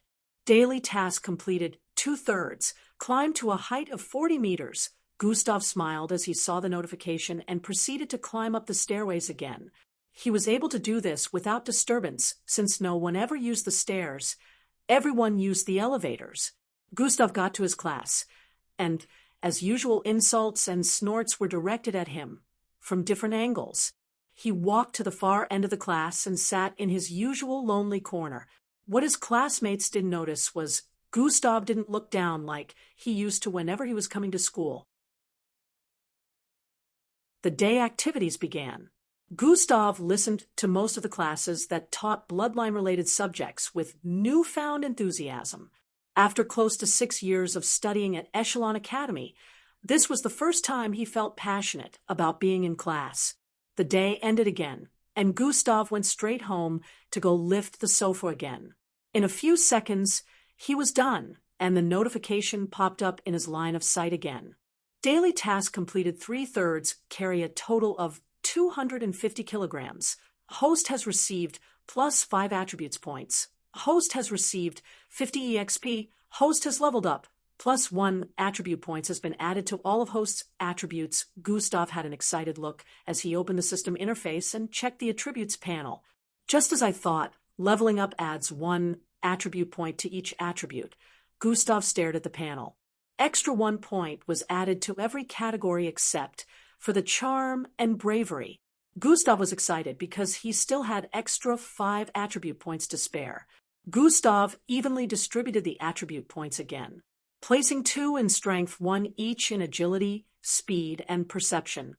Host attributes: name, Gustav Oslov, level 2, class, EXP 0/1000 HP, 150/150 energy, 50/50 attributes: strength 6, perception 4, agility 3, speed 5, bravery, null intelligence 5, charm, null attributes point 0. Gustav noticed that his biceps that had always been tiny bulged slightly. The difference was barely noticeable, but it was there nevertheless. Gustav tried lifting his tub again. He placed both his hand and pulled up. CRYCH. The tub made a screeching sound as it scratched against the ground while being lifted. Gustav was able to do it with ease this time. He lifted it to his height level before placing it back down.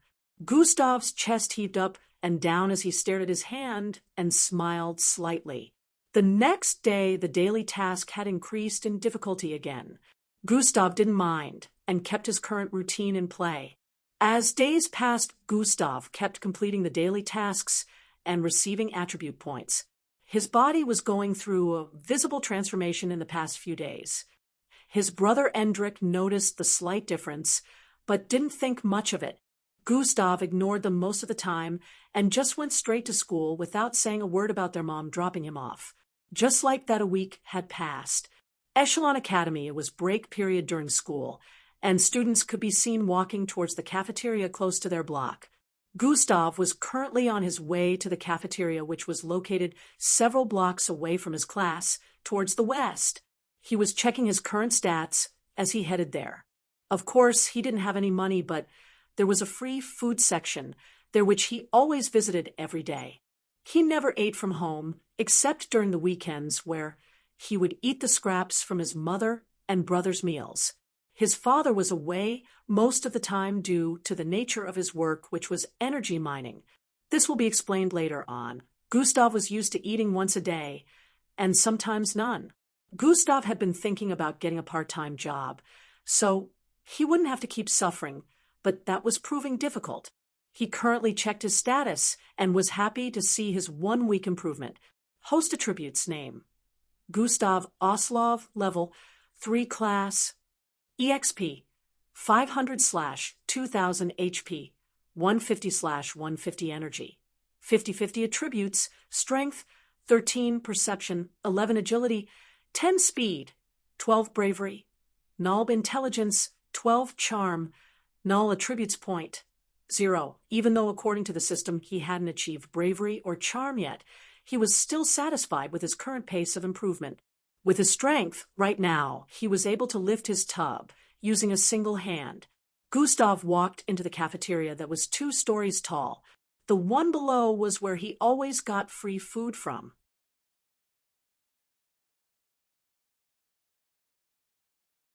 Chapter 11. He quickly went in. It was crowded with students from different blocks.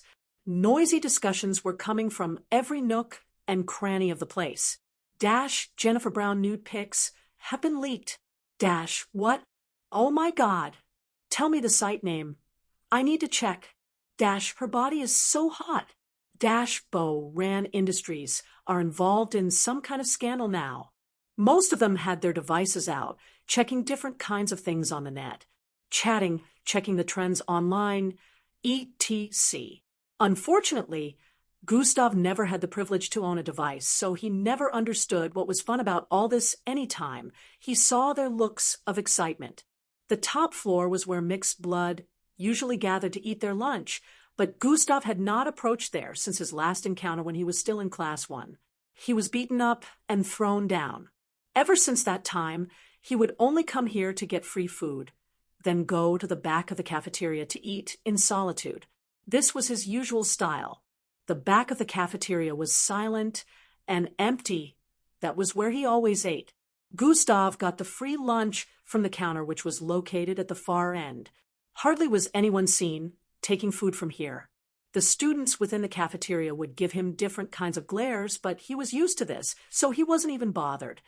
He took the lunch, which was 2 palm-sized bread and a cup of water. The person serving just stared at him with an expressionless look. Gustav's face was not new around here after all. Gustav carried his tray of food and was currently walking towards the back. While he was walking, he noticed 3 male students coming towards him from the right. He recognized the 3, and so did the rest of the students inside the cafeteria. Dash, hey, isn't that Hung Jo, Ben Rao, and Paul Miguel? Dash, oh my goodness, what are they doing here in the lower cafeteria?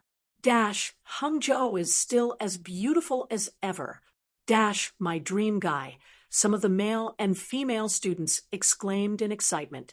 The one in the middle was the Hung Jo they were referring to. He was about 5'7" in height and had a cute-looking boyish face with short green hair. The 2 on his right and his left were his henchmen, Ben Rao and Paul Miguel. These 2 always followed him wherever he went. Ben and Paul were up to 6 feet tall, so they looked like bodyguards as they followed Hung Jo. Ben was fairly dark in skin color and had a broad body, while Paul looked like a handsome playboy with his lanky figure. Gustav saw them but pretended not to and started walking faster. The 3 were struggling to keep up once Gustav started walking faster. The one in the middle suddenly stopped walking and said to the other 2, "Bring him to me." Immediately, he said that both of them dashed to the front of Gustav. Gustav had to pause his footsteps. He slid a few centimeters forward due to the sudden pause, and nearly ended up slamming into one of them. His food tray was only a few centimeters away from touching the school uniform of the Ben Rao, who was in front of him. "What do you want?" Before Gustav could complete his statement, Ben Rao suddenly slapped the tray away from Gustav's hands. "Pa, The tray flew several feet in the air before slamming onto the ground towards the left. Gustav stared at the bread and cup of water sprawled on the floor with a dark look. He wanted to walk towards the bread and pick them up, but before he could, Paul stepped on the first bread. Crush! The bread was completely squished under his foot, but he didn't let it end there. He lifted his foot again and shifted it to the left before bringing it down with force. Crush!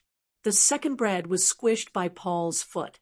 Gustav felt like his heart was being torn open as he watched the gruesome scene of his lunch being murdered. I haven't eaten a single meal since yesterday. Gustav's mind was in a hurtful state. Once food had been gotten from the free counter, it was impossible to get another till the next day. Gustav felt like crying as he looked up to stare at Paul. Before he could complete the word, Ben grabbed him by the collar and dragged him towards Hangzhou, who was waiting for them behind. Dash, that trash is really in trouble now. Dash, did he piss Hangzhou off? Dash, he's done for. They watched as Gustav was dragged towards Hangzhou. Plop! Ben pulled Gustav downward, making him kneel in front of Hangzhou. Hangzhou stared at Gustav, who currently had a lifeless look. You have the guts to show up in this academy again after I told you to commit suicide. Hangzhou stated, You really want me to do it for you, eh? Hangzhou said as he joined his right fist and left palm together. My food. Gustav was listening, but at the same time, he was thinking about how he was going to feed for the day. You also had the guts to put your name down for the MBO entrance test. You trash. You don't know your place. Hangzhou said with a snort as he grabbed Gustav's hair. This trash wants to be on the same test grounds with me. That is very insulting. Do you believe I cannot kill you right now? Hangzhou's voice became low but very solemn. Hangzhou was the son of an industrialist billionaire who specializes in crafting armor for the MBO. Hangzhou had always been a bully to the extent that he bullied even mixed bloods. Gustav had been on the receiving end since they were in junior high. When Gustav proclaimed love to the most beautiful girl in the school and was nearly crushed to death, this same Hangzhou would come to bully him, day in and day out. Gustav would leave school with a swollen and bruised face, yet when he got home, his parents would never show any concern or try to treat his injuries. When they were promoted to senior high, they ended up in different classes. Gustav was in 1C while Hangzhou was in 1A. This was how Gustav was able to avoid him most of the time till they got to class 3. Even though he tried to avoid Hangzhou, there were times when they would still jam into one another unexpectedly. When that happened, Gustav would go through another round of bullying. After the visit of the MBO inspectors, Hangzhou was pissed off by the fact that he failed the special test and had to participate in the normal test to get into the MBO. After finding out that Gustav also put his name down for participating in the test, his rage was ignited again, and he decided to teach Gustav a lesson. His plan now was to give Gustav serious injuries, so he would end up in the hospital longer than 6 months. He was angered by the fact that a trash mixed blood would share the same stage with him. Hangzhou pulled Gustav's hair to stare at his eyes. After I'm done with you today, you will question your current pitiful existence. Pa. Immediately, he finished saying that he smacked Gustav on his right cheek. The force of the slap caused Gustav to slide across the floor as his cheeks became blood red. When his body came to a stop, Paul and Ben walked towards him and pulled his body up. They dragged him towards Hangzhou again. I will break every bone in your body. Pow. This time Hangzhou punched Gustav's chest. I will make sure you can never walk again. Pow. You trash. You will know your place. Pow. With every statement, Hangzhou would send out a punch towards Gustav. His face, his chest, his stomach, his nose, etc. His uniform was already bloodied from receiving heavy punches. The whole cafeteria just watched from the side. No one bothered to even come out and try to stop the beating. Gustav was held by Paul on the right and Ben on the left. As he received the painful punches, his mind wandered to a lot of things. Is this how I will remain pathetic? Why am I scared of fighting for myself? Is it because of the consequences I might face? No, I am just being a wimp. Why should I care about some stupid consequences after everything I have faced from the onset? Regeneration has activated. Always being treated like I was worth nothing since the start. I have been on the receiving end since my first year, and since it's better to give than to receive, it's high time I started paying them back in kind. Host injuries has been healed completely. Hangzhou, who just finished giving Gustav another punch, was ready to throw a new one. I will make you wish you weren't born, he shouted out as he threw his fist out towards Gustav's nose. As if you haven't done that already. Immediately Gustav spoke. He pulled his right arm forcefully from Paul's grip and grabbed Hangzhou's fist. Pa! Immediately Gustav grabbed Hangzhou's fist. Everyone's eyes widened, but the next thing they saw made them doubt their vision. Gustav grabbed the fist and clenched it tight. Crack! A loud cracking sound rang out, and what came next was a scream. Kyre! Hangzhou fell to the ground as he used his left hand to hold onto his right. My hand! He screamed in pain. Currently, his right hand was bent at an unimaginable angle, and he could feel indescribable pain from it.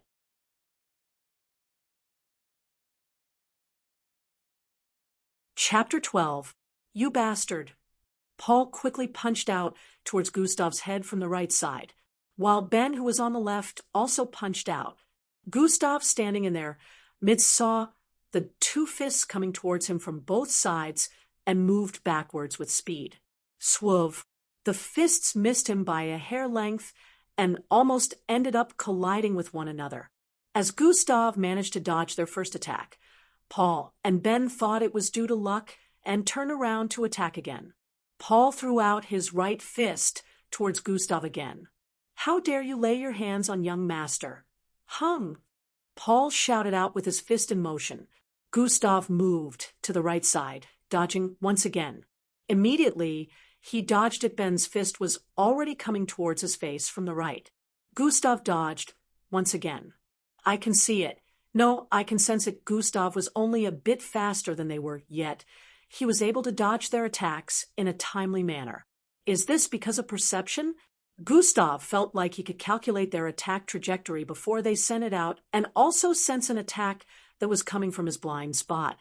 Ben's fist was coming towards him again from the front. This time Gustav was tired of dodging and finally decided to be on the aggressive side. As Ben's fist traveled towards his face, he moved slightly to the left. Sweeve! Ben's outstretched fist missed Gustav's face by a few centimeters and continued traveling forward due to the force behind it. Gustav, who had moved to the side to dodge, didn't stop there. I have never been in a fight before, but I know one thing: to pour out my anger and pain upon these people who have caused me nothing but suffering. All I need to do is to tighten my fist. As Gustav thought of that, he clenched his right hand tightly. The bone-popping sounds from the intense clench was so loud. It was almost like it was conveying his message of anguish and that he had reached his limit.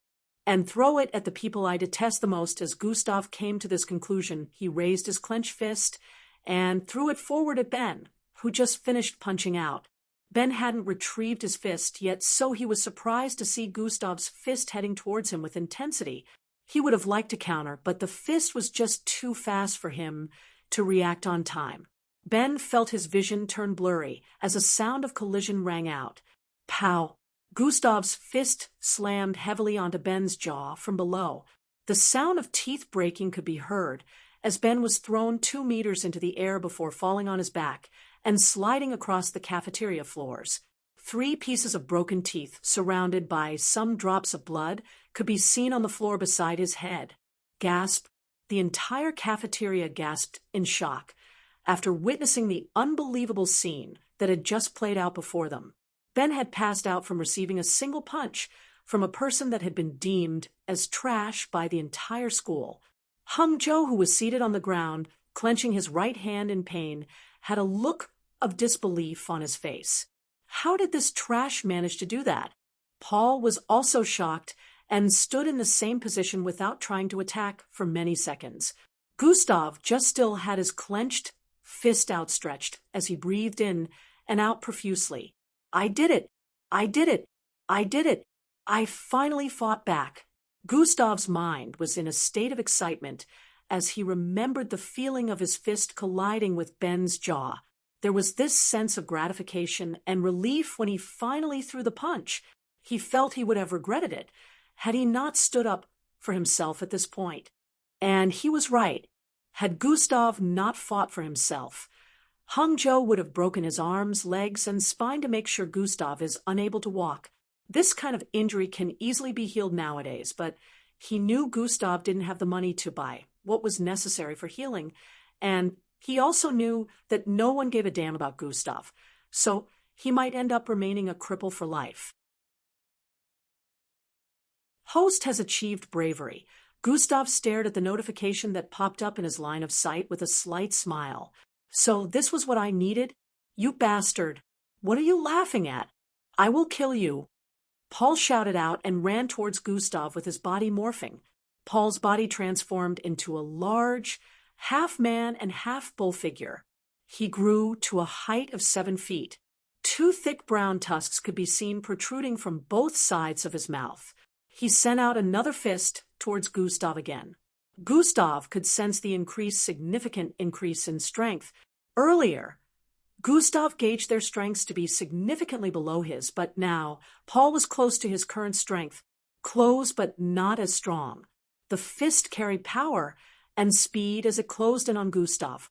I think it's high time I tested this. Activate dash. Dash has been activated. 20 points will be added to host current speed for the next 10 seconds. Dash 20 energy. Gustav squinted his eyes as everything and everywhere became kind of silent. He felt extremely light at the moment, almost like a gust of wind would be able to blow him across the cafeteria. The punch that was moving at an extremely fast pace earlier was now slow to the extent that it looked like he was watching a tortoise run. Time left before dash deactivates. 10, 9. Gustav saw the countdown and decided to move. I have to make use of this before time runs out. Immediately Gustav moved. He found himself on the other side behind Paul. Paul was surprised to see his fist suddenly miss and Gustav no longer in front of him. The students in the cafeteria saw Gustav's fast movement that was similar to that of a phantom's and started wondering how he was able to move that fast. Paul noticed Gustav's current position and turned around to throw several more fists at him. Swerve, swerve, swerve, swerve. Gustav dodged them with ease and dashed forward. Gustav threw his right fist towards Paul's tummy. Pow! Paul felt the intense pain coming from his gut area and bent slightly due to the power of the punch. Pow! Immediately he bent. Gustav's left fist slammed into his jaw, making him slide backwards with blood oozing from his mouth. Ho W Dre! Yo you bastard! Paul held onto his jaw, which was slightly shifted. Gustav didn't even waste time before dashing forward with incredible speed and punching out severally. Pow, pow, pow, pow, pow, pow. His fist traveled from right to left on Paul's body and from up to down. Gustav just kept punching Paul. His eyes, his nose, his mouth, his chest, his tummy. etc. Paul was unable to follow Gustav's speed and remained on the brutal receiving end of Gustav's furious punches. This is for everything you people have done to me. Gustav's eyes shone craziness as he swung his fist towards Paul's left cheek. Pow! This time the punch was extremely heavy that Paul's huge body was thrown towards the side. Paul slammed onto the ground and transformed back into his normal form. He was bleeding from almost every part of his upper body. His eyes and lips were bloodied and swollen. 10. Dash has been deactivated. Even though Dash was deactivated, Gustav could feel an unknown rush of excitement coursing through his body. Is this how it feels to take revenge? Gustav wondered as he clenched his right fist, which was soaked in blood. It wasn't his blood, it was Paul's. For someone who had never seen anyone's blood, except that of himself, Gustav was surprisingly calm and didn't freak out.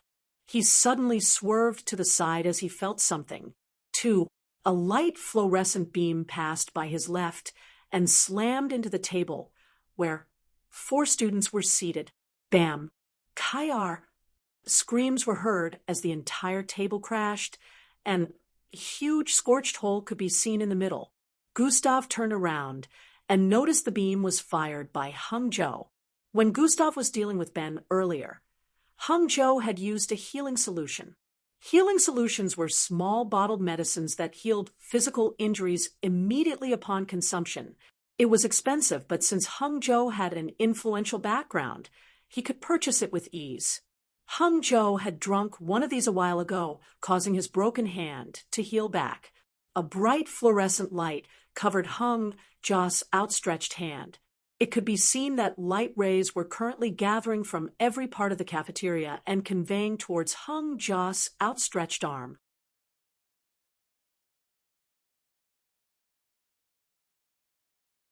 Chapter 13.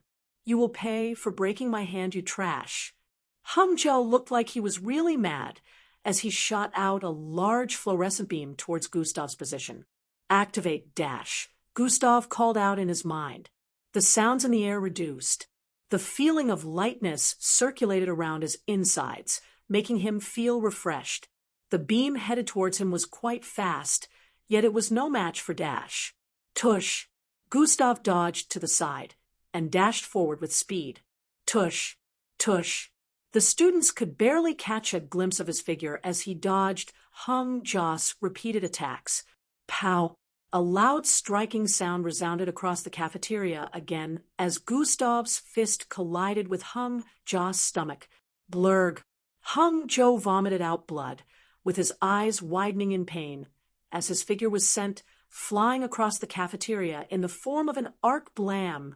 Hung Jo landed on a cafeteria table that was empty, and ended up causing it to collapse. He was the strongest among the 3, yet he was defeated so easily. Apart from the indescribable pain he was feeling in his tummy region, he felt like his reputation had also gone down the drain. Gustav stood in place while staring at his fist. This feeling, I can't get enough of it. I want to make them suffer more. I want to snuff them out of existence with my hands. These were Gustav's dark thoughts, but he quickly cast them aside. I must learn how to control myself. I will not lose my humanity in the process of becoming powerful, but I will still make sure I teach them an unforgettable lesson. Gustav started walking towards where Hung Jo landed. Step, step, step. The students stared at him with a disbelieving expression.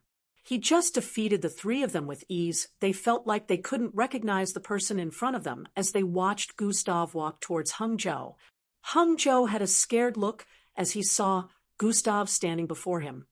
He remembered the fierce punch that almost tore through his belly.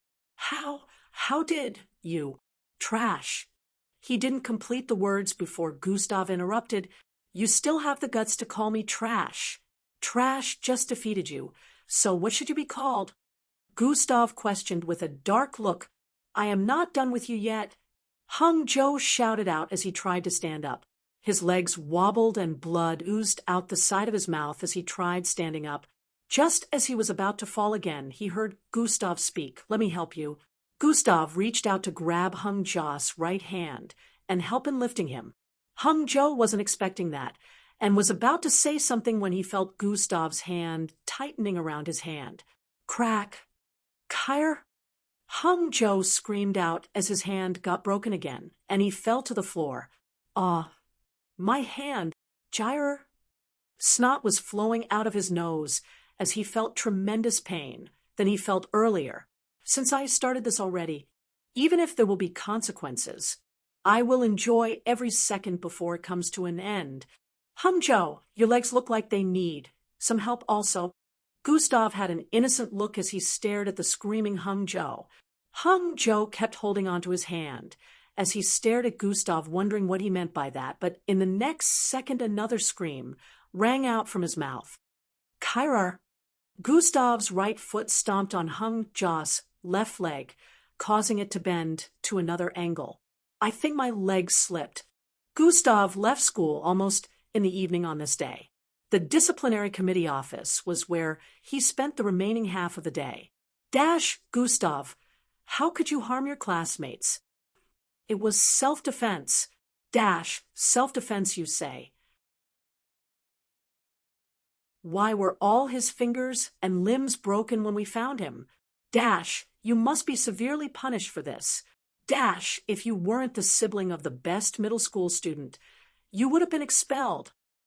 From henceforth you are not permitted to be anywhere within 100 feet from Hangzhou. You are to tender an apology to him in front of the entire school, while being on your knees. You must work in the cooking lounge school kitchen for the next 2 months as part of your punishment. Also you must join the cleaners in keeping the school clean. Fighting with anyone during your punishment period is punishable by expulsion. Gustav gritted his teeth in anger as he remembered the conversation with the 4 disciplinary teachers. Where were they when I was being bullied repeatedly? When Hangzhou broke my fingers, when Yuhiko nearly crushed me to death? Where were they to judge the accident? Gustav was feeling very angered right now. Just when he felt he could finally come out of his shell after gaining this power, these people were trying to force him back into it. They all deserved to suffer. Gustav remembered when he was brought into the office by some teachers who later arrived in the cafeteria. The 4 disciplinary teachers asked him repeatedly how he did it. They suspected he used an enhancement drug, but enhancement drugs that could make a useless mixed blood defeat a group of 3. Mixed blood was unheard of, especially when one of them was a C grade, and the remaining 2 were D grades. They kept asking with smiles on their faces where Gustav got it from. They felt he came into possession of some by mistake, maybe, and wanted to see if they could extort some from him. Such products were not cheap and would cost at least $500,000, so they were thinking of selling if he confessed and relinquished the items to them. Unfortunately, Gustav told them he didn't own such drugs and that he had been training. This was the truth, but they felt he was bullshitting and passed down judgment upon him. Bunch of corrupt. Gustav wanted to curse, but he held it in. He had expected that there would be consequences after unleashing his anger, yet he was still incredibly stirred up by the punishments. It's only for now. I just have to endure a little bit more. He was powerless to stop their judgments, and he still needed to graduate from the school if he wished to join the MBO. One of his reasons for wanting to join the MBO was he had always wanted to be a hero of mankind from small. Now he was starting to doubt if the earth deserved to have a hero, whether they even deserved to be protected. Still, that wouldn't stop him from wanting to join the MBO. As Gustav was running home, a new notification popped up in his line of sight. Host has completed the hidden quest. Huh? What's this?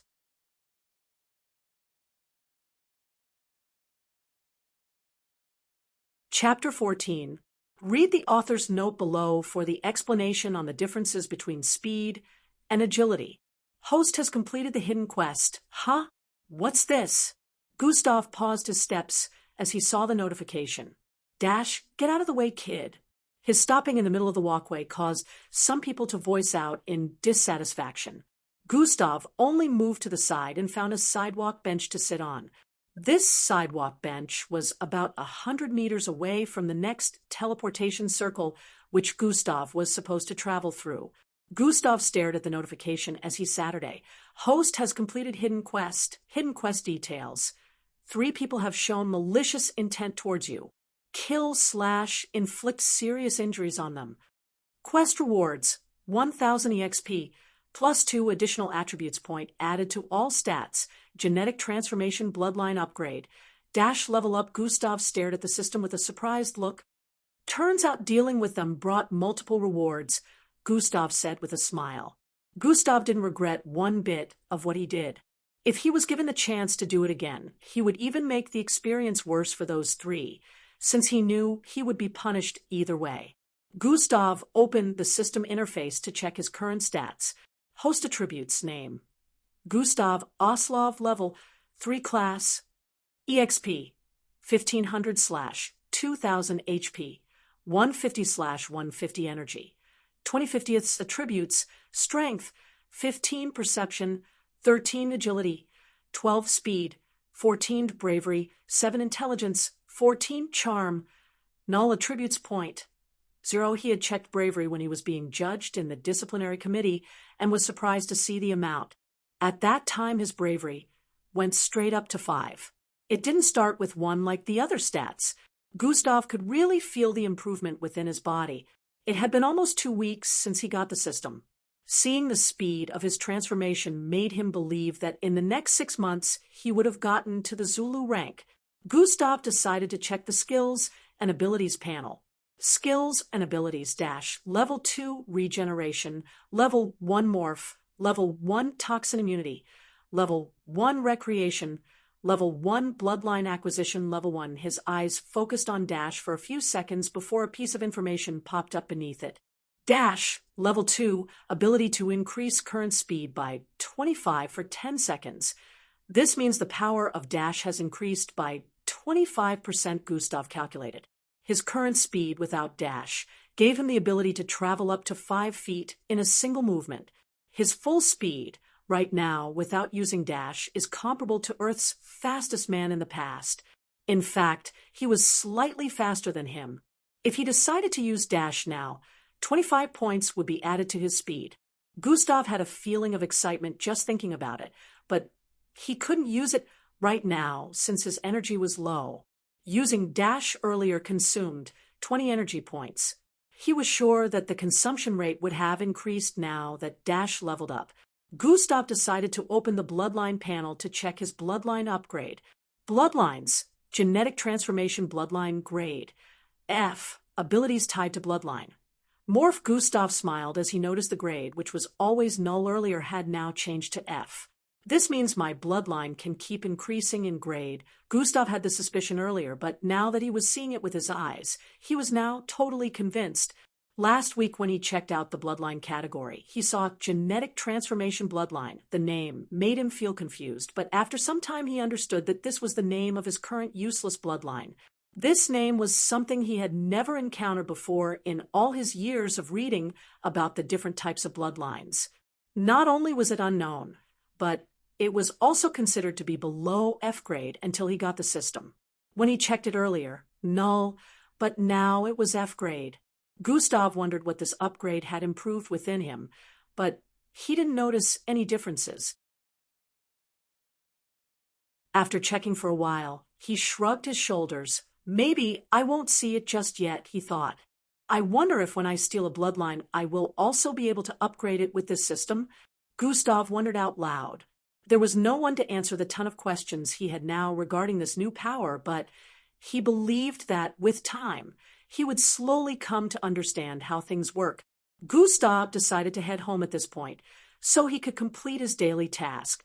He was lucky not to find anyone at home again, but this time he started wondering why Endrick and his mother had been coming late.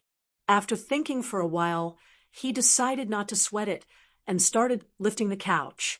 This time Gustav was able to lift the entire couch together, the 2-seaters in his left hand and the 3-seater in his right hand.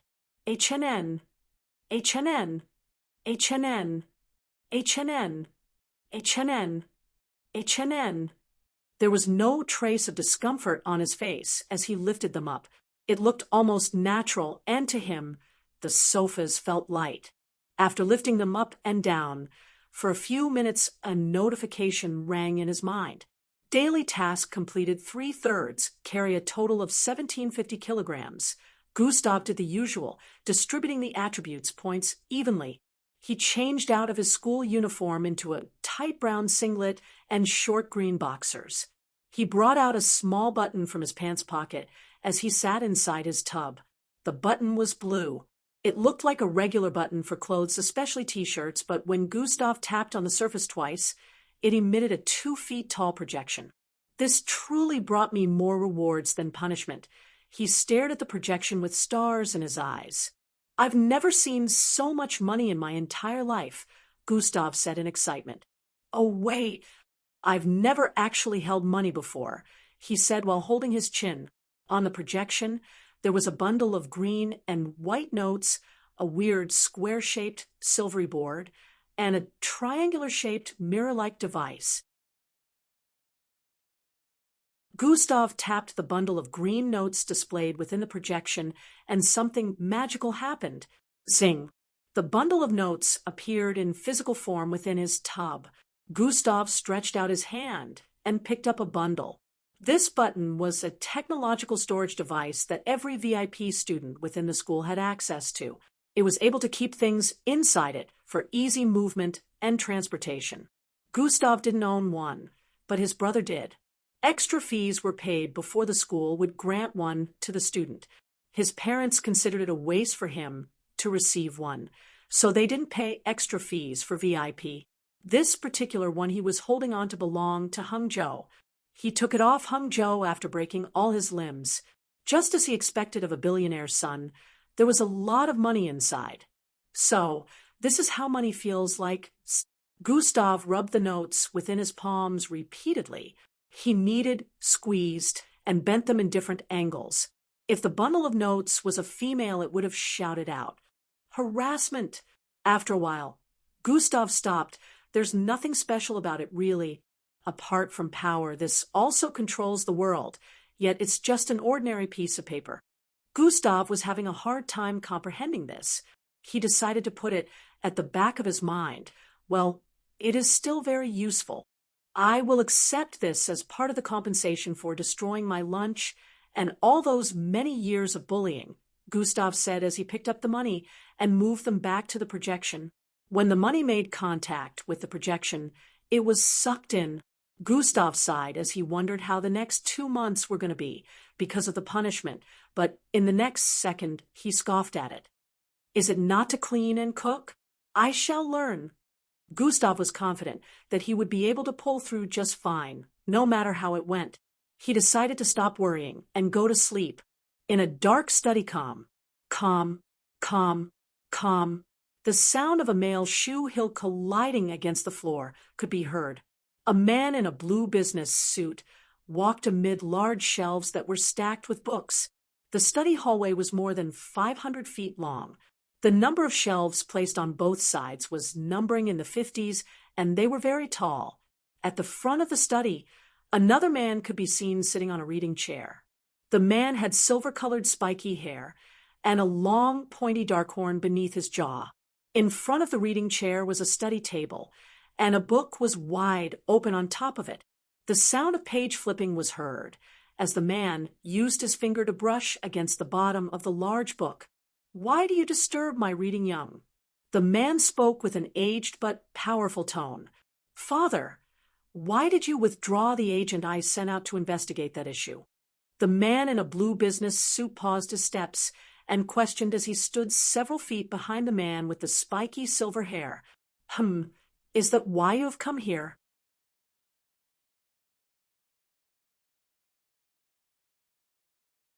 Chapter 15. Father, why did you withdraw the agent I sent out to investigate that issue? The man in a blue business suit paused his steps and questioned as he stood several feet behind the man with the spiky silver hair. Is that why you have come here?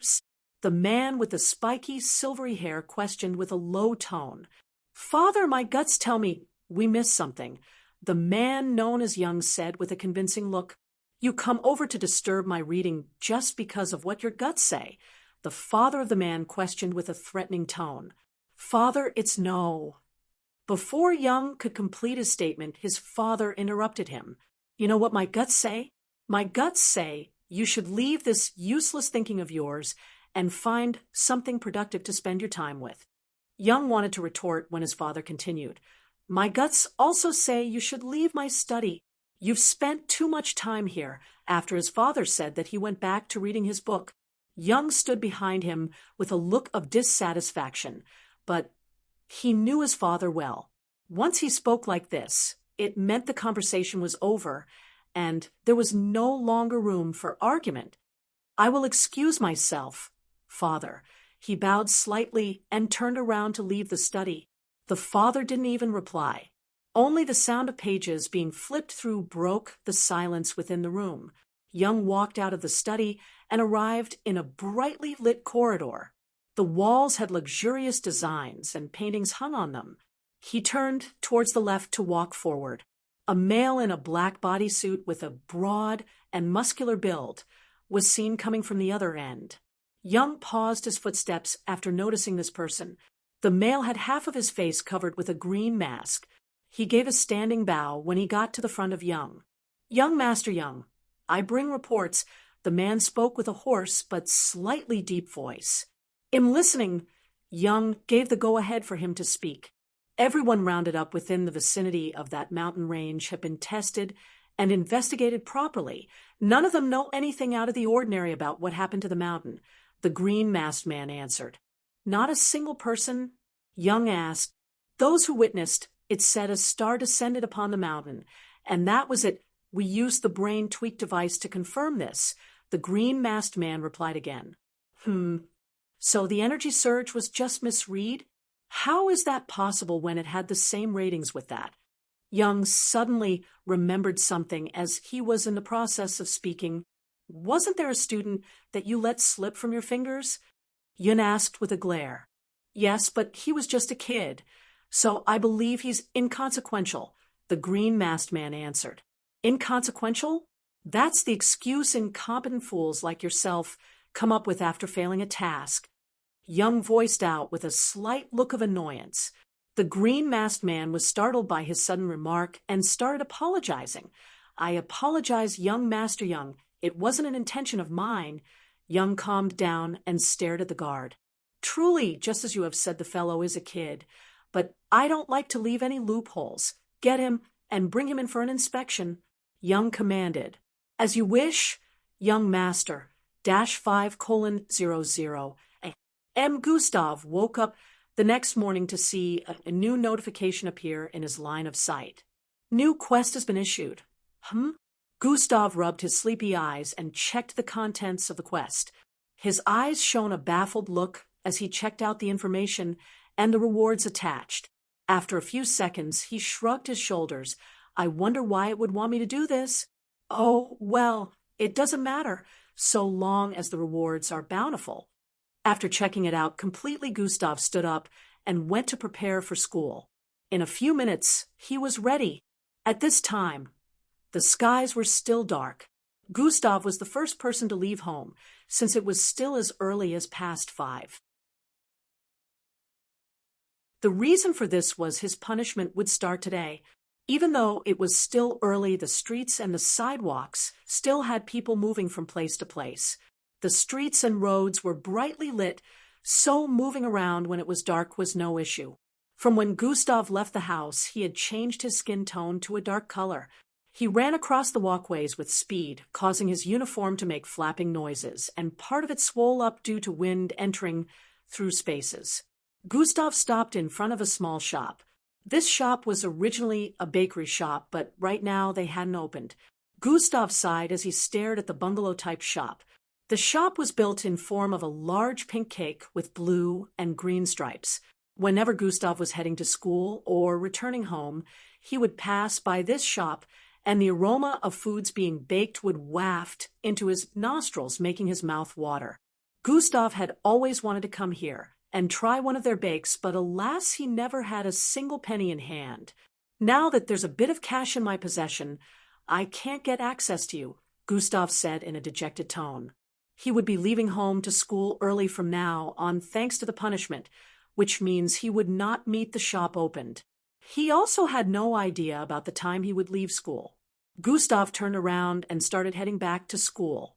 In a few minutes, he arrived at school. The school was an empty, vast land at this time. No one could be seen coming in or going out. Gustav headed for the gate, which was closed up. Immediately he got to it, a red ray of light shot out for the top and scanned him from head to toe. After a few seconds, the light turned green and the gate opened up mechanically. Gustav went inside and started running towards the disciplinary committee office. During his travel, Gustav took the time to appreciate the splendid environment around him.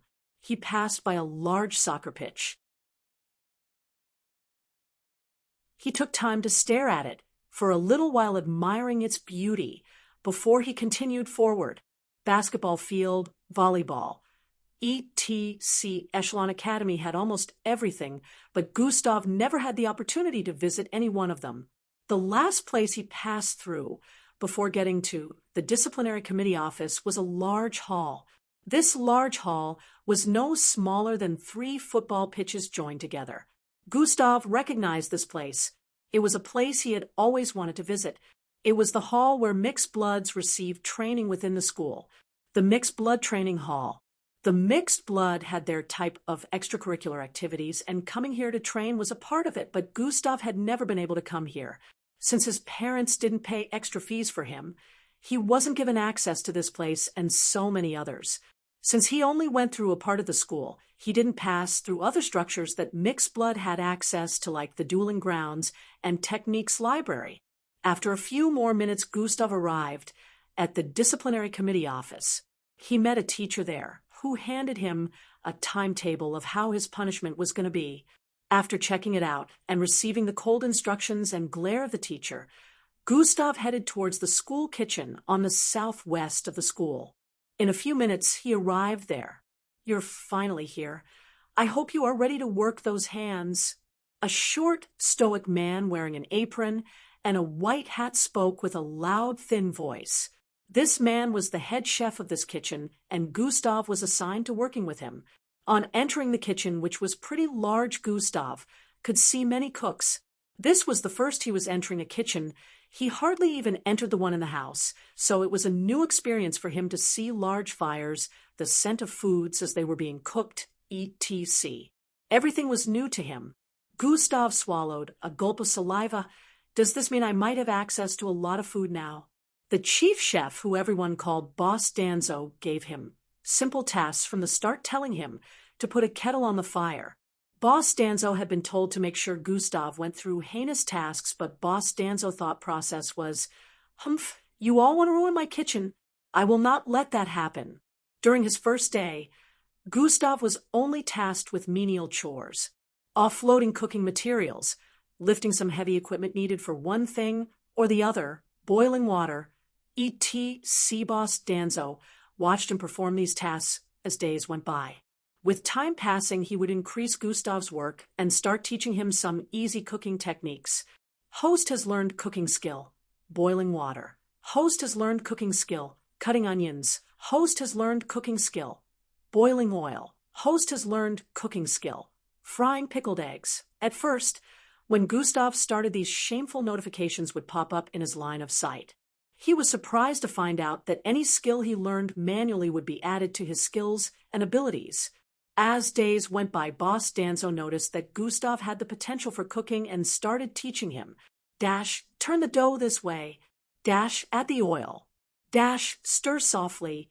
Dash, idiot, put out the fire. Do you want to burn down my kitchen? In a blink of an eye, another 5 days had passed. Gustav's activities during this time were working in the school kitchen early in the morning and cleaning the school after school hours. The cleaning wasn't much of a task, since they were technological machines and tools that made it very easy. The only challenge was the school was very large, and Gustav was given a large portion of places to clean. The structures he was told to clean were always far apart from one another, so he would have to travel all around the school premises just to complete them, while also carrying cleaning equipment. But what these people didn't know was they were giving him the opportunity to complete his daily tasks, easily, like this, which has risen in difficulty in the past few days. He would attend class after spending some hours in the school kitchen. Gustav didn't need to apologize to Hung Jo, because since that day, Hung Jo didn't show up in school. Wherever Gustav went, some students would give him frightful stares, while some would look at him with disgust. The incident in the cafeteria already spread throughout the school. They had justified the incident, saying Gustav used a bloodline enhancement drug to fight against the 3. Gustav was now more popular than ever. They discussed him daily, but no one dared to approach him. They all feared that he still had more of those drugs, and they didn't want to be on the receiving end like Hung Jo.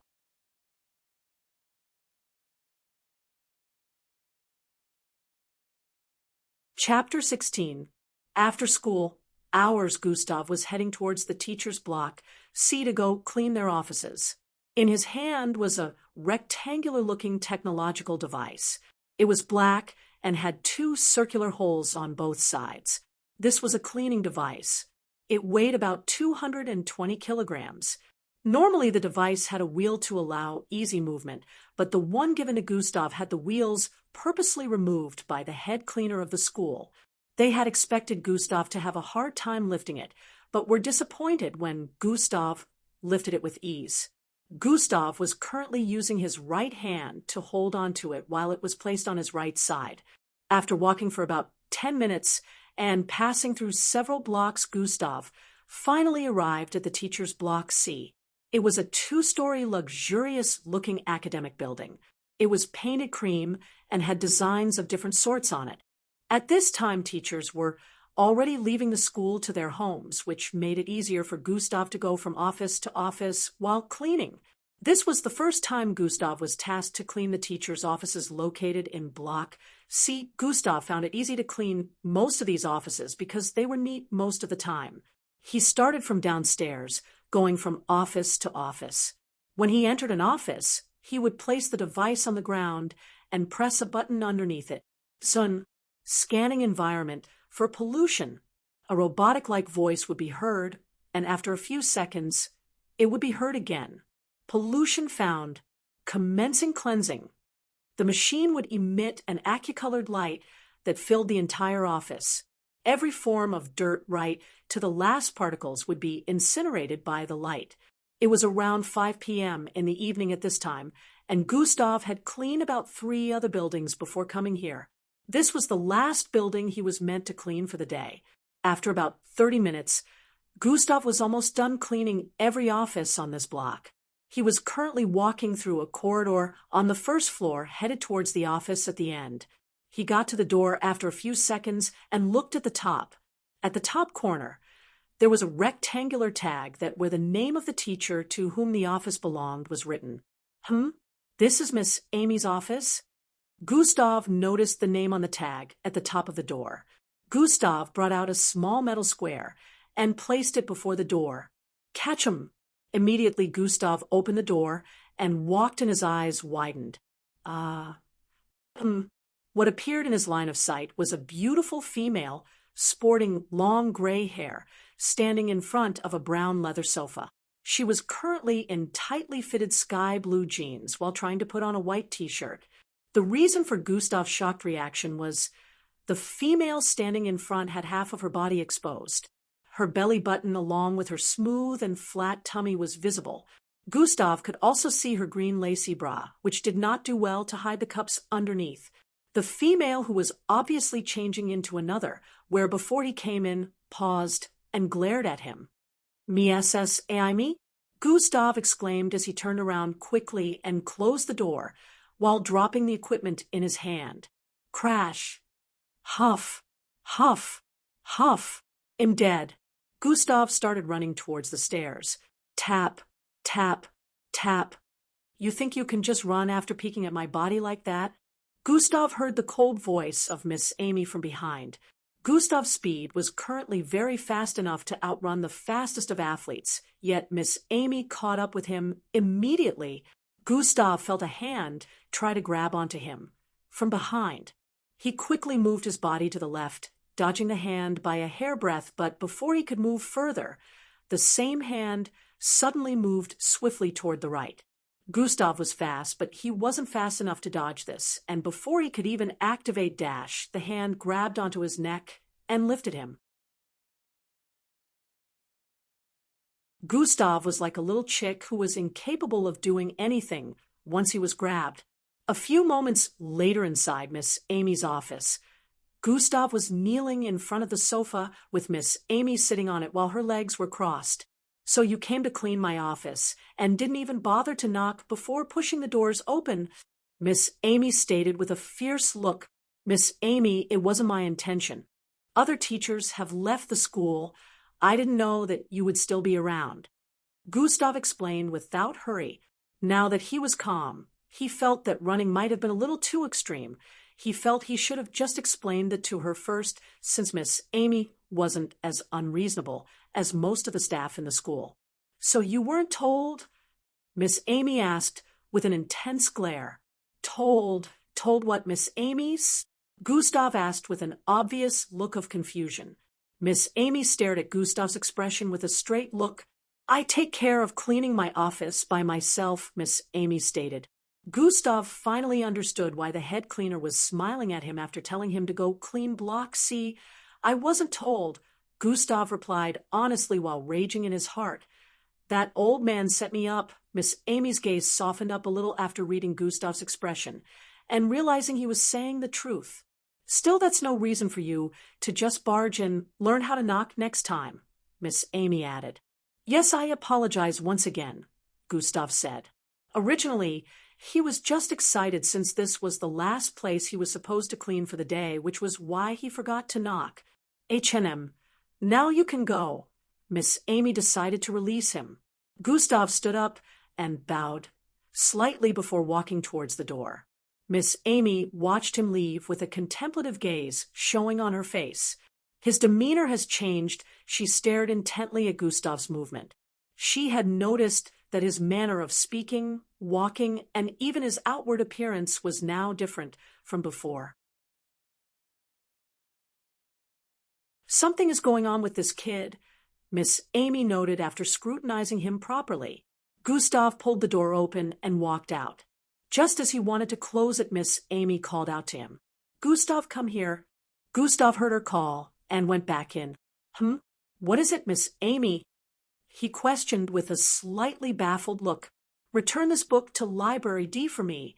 She picked up a red-covered book beside her and threw it towards Gustav, who was still standing at the door. Phrew! The book moved across the air with a fast speed, headed towards Gustav's face. Grab! Gustav caught the book just as it was 3 inches away from making contact with his face. "All right," Gustav nodded with a slight smile and walked out. Click! The door closed up and Gustav's figure was no longer visible, but Miss Amy was still staring at the door. "Something is definitely up with that kid." He even smiled. Miss Amy noticed some things that weren't present before. Gustav picked up the equipment he dropped outside Miss Amy's office and pushed the button beneath it. Scanning environment for pollution." The robotic voice sounded out again. Gustav sighed in relief after seeing that the machine was still functioning and pressed the button again to switch it off. He dropped it earlier due to shock. While Miss Amy was reprimanding him earlier, his mind was on the machine, hoping it wouldn't experience any kind of fault, so he wouldn't have to spend his stolen compensation money on buying new cleaning equipment for the school. He held the red-covered book in his left hand and proceeded to walk out of the building. A slight frown hung on his face as he walked. "Miss Amy was testing me," Gustav said in a low voice. This was something he noticed when she threw the book towards him. The speed at which she threw it was enough to knock a full-grown man out upon contact.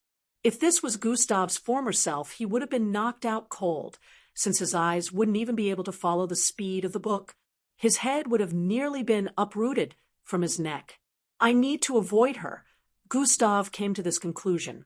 Gustav thought about the consequences of someone finding out about him having the system, and it scared him to imagine the horrors that would befall him. This didn't mean he was going to hide like a coward and pretend like he didn't have strength, but he planned to tread with caution until he finally made it into the MBO training camp. Gustav walked towards the cleaner's lounge to go drop the equipment before heading towards Library D. Gustav held the book up and stared at the cover. History of Year 2076. Gustav squinted his eyes as he saw the name. Isn't that the same year the Slarkovs were said to descend upon the earth?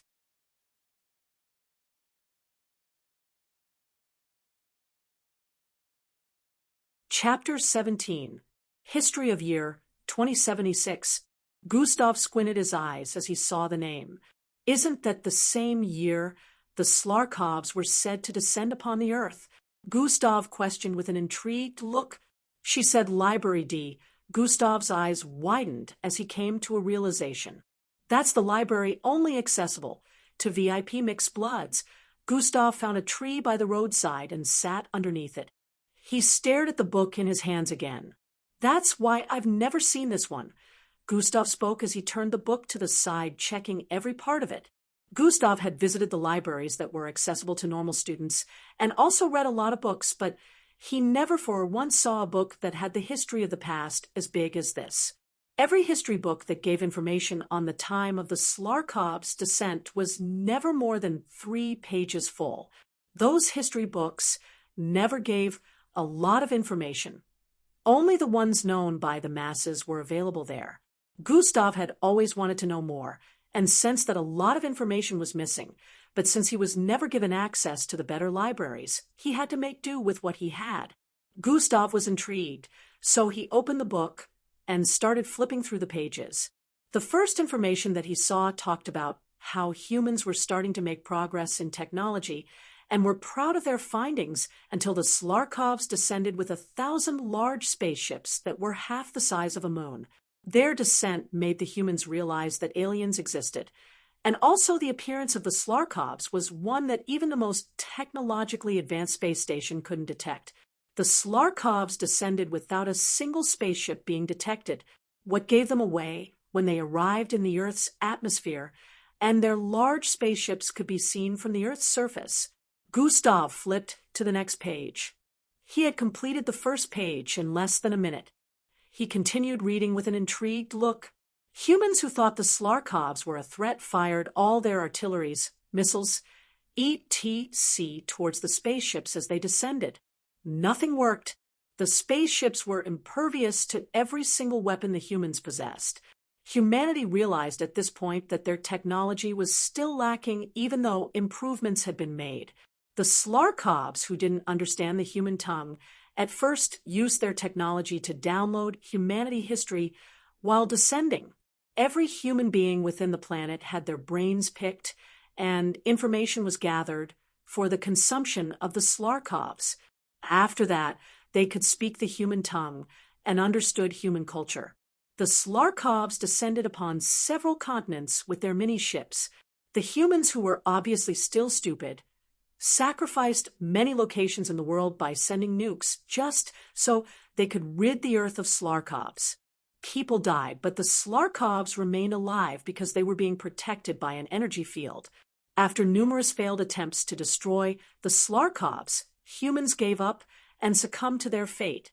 The first chief of the Slarkovs and other dignitaries from the world government had a meeting to discuss how the ruling of the Slarkovs will be and how humans were ready to serve them so long as they weren't killed.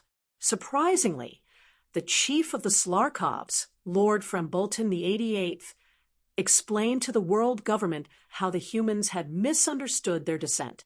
He explained the reason for their migration was because of their planet, humbad, destruction, and they weren't here to put the humans in bondage, but to coexist peacefully. To show their sincerity, the Slarkovs presented the world government with a piece of technological equipment.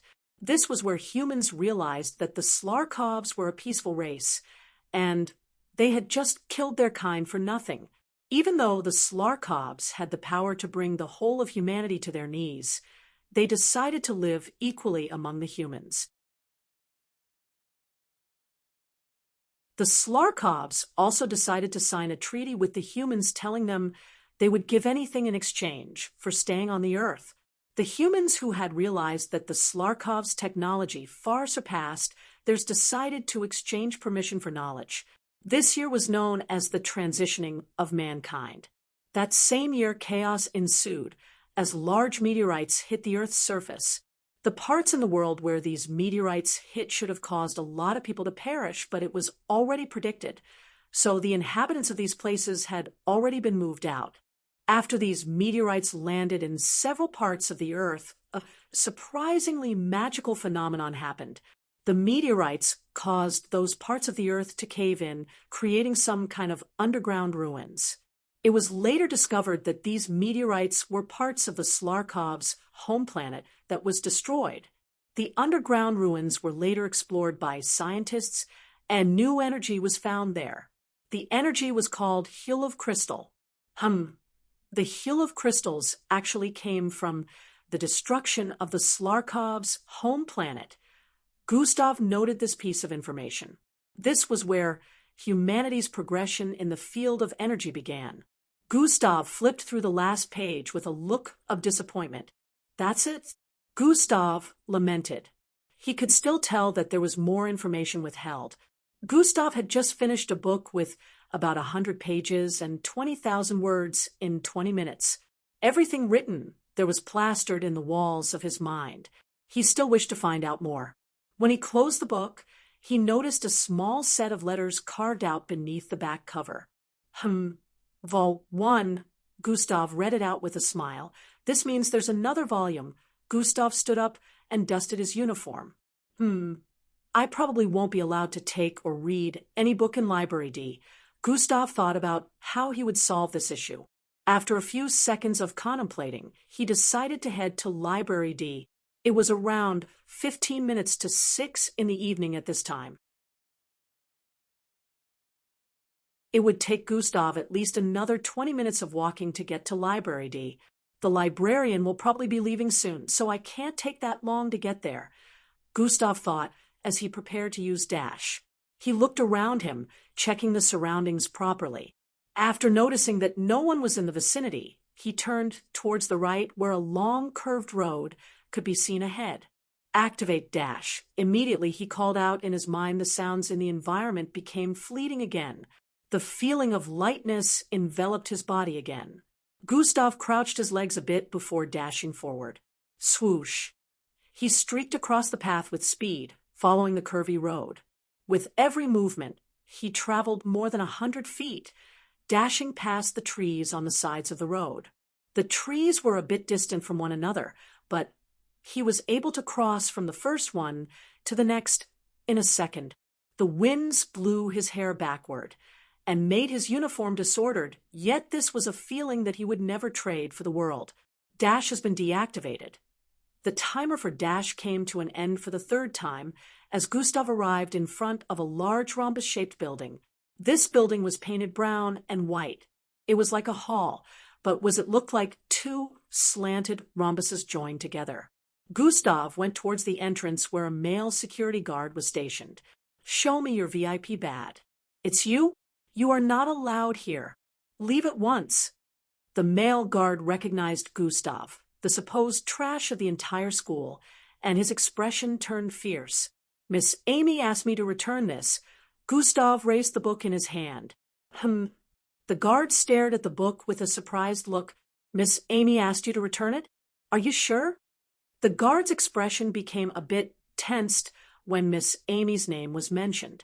Maybe I should just head back to her office and tell her a security guard blocked me from performing the task she sent me, Gustav said, and turn around to leave. The guard's face became more tensed and panicky as he reached out to grab Gustav. Hey, when did I stop you? Come on, head in. The security guard gave a forced smile as he permitted Gustav to head in. Gustav nodded and walked into the library. Immediately he entered what appeared in his line of sight were long rows and columns of 3 meters shelves spaced neatly across the room. The length of the room was large that Gustav couldn't see the end from his position. The floors, the walls, the light, everything looked marvelous, making Gustav wonder if he just entered heaven. Library D was different from the rest of the other libraries. Gustav started walking forward with a look of astonishment. He was still in a daze as he walked amid these bookshelves. Hey, what are you doing here? A female voice questioned, bringing him out of his reverie.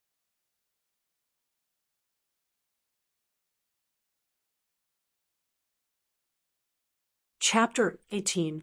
Hey, what are you doing here? A female voice questioned, bringing him out of his reverie. Gustav turned towards the right. 3 columns to the right, a lady sporting black hair in a pink tight-fitted gown was walking toward him. She wore a monocle on her right eye. She looked to be in her mid-20s, only a little bit older than Miss Amy. Difference was she was married and not as beautiful.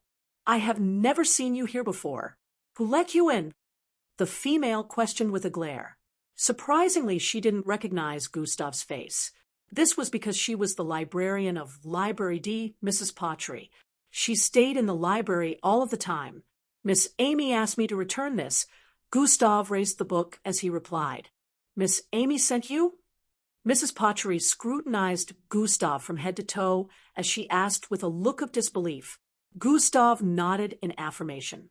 Let me see that, she said, and took the book from Gustav. Yes, she did borrow this, Mrs. Pottery said after checking out the book. She lowered the book down and noticed that Gustav was no longer in front of her. He had already walked further and was currently checking out a shelf ahead. Yes. Why are you still here? Mrs. Pottery questioned with a glare again. You have completed your errand. Now you can leave, she stated as she walked towards Gustav. Gustav, who was currently checking out the books on the shelf in front of him with a serious look, didn't even bother to give her a reply. Not here, not there. Gustav's eyes roamed across the shelf as his fingers moved, swiftly pulling books forward and pushing them back once he found out that they weren't what he was searching for. Hey, did. Mrs. Pottery was about to say something when she was interrupted by Gustav. I need the other volume of that book, Gustav voiced with an urgent look after realizing he couldn't check every single shelf here without spending hours. There were more than 1,000 bookshelves, and each one was able to hold more than 1,000 books, both thick and thin. You are not allowed to take any book from here, Mrs. Pottery stated with a fierce look. Gustav withdrew his hand from the shelf and turned to stare at Mrs. Pottery. All of a sudden, he started walking towards her. Mrs. Pottery had a look of bafflement seeing him approach her. To her surprise, Gustav passed by her side and kept walking. She turned around to stare at his back as he moved further ahead. They'll be sure to tell Miss Amy that you, Mrs. Pottery, stopped me from retrieving the book she wanted. She heard Gustav speak as he kept walking. Her eyes widened in fear after he said that. Wait, she called out to Gustav, causing him to pause in his steps. I apologize for that. Please let me get the next volume for you. Her tone suddenly turned respectful. Gustav, who still had his back facing her, grinned. It worked. 30 minutes later, the skies were darkening, and Gustav was already on his way home. In fact, he was almost home. His current skin tone was a brown one, and his hair color right now was black. He smiled as he recalled the last day's events. The librarian had given him not just the next volume of the book, but the rest of the volumes that came after that. There were 5 volumes in total. He already read the first volume, so he was given the other 4 volumes, and they were currently placed in the technological storage device he took from Hangzhou. This proves that some of the things I heard about Miss Amy might be true, Gustav wondered as he recalled the rumors that were always flying around about Miss Amy. A lot of students said she hated mixed bloods. He also heard a rumor about how she was formerly in the MBO before deciding to leave of her own accord, which made him wonder why she would ever think of leaving. He also heard about a time when Miss Amy came to school dressed in a casual outfit. She wasn't recognized due to that, and the security guard tried stopping her entry. It didn't end well for him, since he was said to end up in the hospital with grievous injuries. She was also rumored to beat the librarian, Mrs. Pottery, up. Mrs. Pottery called her a vulgar and vile mixed blood. Due to both of them being mixed bloods and having the pride that came with being one, a fight ensued. Mrs. Pottery ended up being on the receiving end of Miss Amy's furious barrages. Miss Amy kicked, slapped, and smacked the living daylights out of Mrs. Pottery. Rumor said Mrs. Pottery wasn't able to touch a strand of Miss Amy's hair, even though Mrs. Pottery was said to possess a B-grade bloodline and belonged to an affluent family. Miss Amy was the type who didn't care about any background. She would deal with anyone who dared to cause her trouble. She always got away with it, since she had the strength to back it up. The fear on Mrs. Pottery's face was real. I should use this to my advantage, but I also have to make sure that Miss Amy doesn't find out Gustav came to this conclusion as he finally got home. No one's around again. Gustav noticed that the house was empty once again. He walked into his room and sat on the edge of his bed tub. Open system interface.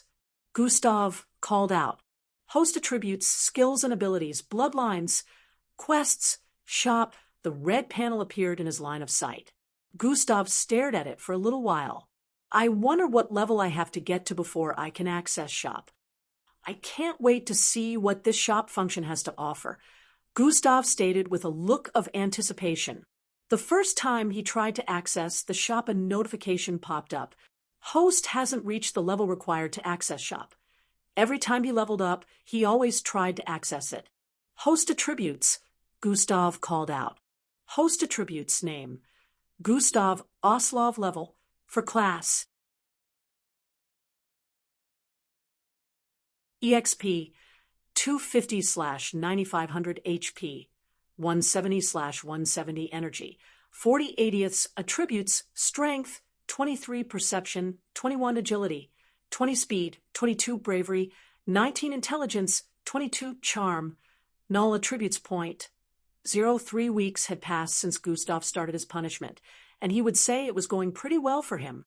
What Gustav didn't know was his strength right now was higher than the average Zulu-ranked mixed blood, even though he wasn't a Zulu-ranked mixed blood yet. His intelligence had already outstripped those of his peers and normal adults. It was now comparable to that of scientists. He could analyze and recollect things with ease now. His thinking faculty was so fast right now that even in normal classes he answered technical science questions in seconds. The science teacher would always stare at him like he was a monster and sigh, if only he was a high-graded mixed blood. Even before Gustav was able to raise his intelligence with the system, the science teacher always had his eye on him, but just like the rest, he had to always ignore Gustav's achievements due to his low-grade bloodline. Gustav had completed today's task and also distributed the attribute points in the school. Right now he wanted to check his progress with the quest he received on the day he started his punishment. He closed the attributes panel and opened the quest panel. Quests daily, weekly, monthly, yearly. After the quest panel appeared in his line of sight, he called out, monthly, 1-month quest. Change your hair color and skin tone every time you leave your abode, and when outside of the school premises. Duration, 15 to 30 days. Rewards, 1,000 EXP, 15 attributes points, bloodline upgrade, random skill unlock. Gustav stared at the completion rate of the quest. 15 days more. Gustav was still baffled by the unique quest that made him use the morph ability when he was leaving home and school. Whenever he was outside the school, he wouldn't be recognized by any of his peers that saw him because of this. He felt maybe the system was trying to make him train his morph ability because he noticed that the morph ability could level up without the input of the system. He felt it was probably because it is tied to his bloodline and not one of the system-based abilities. Gustav decided to close the system interface and brought out the 4 books he got from the library. He held them together on top of one another. They were all red covers like the first volume, but the difference was the years placed on each front cover. History of the years 2077 to 2087, History of the years 2088 to 2098, History of the years 2099 to 2109, History of the years 2110 to 2120. Gustav read the characters on each cover with a contemplative look. Looks like I'm not going to get any sleep this night, Gustav exclaimed as he placed 3 out of the 4 books in his tub and held on to the last one. History of the years 2077 to 2087.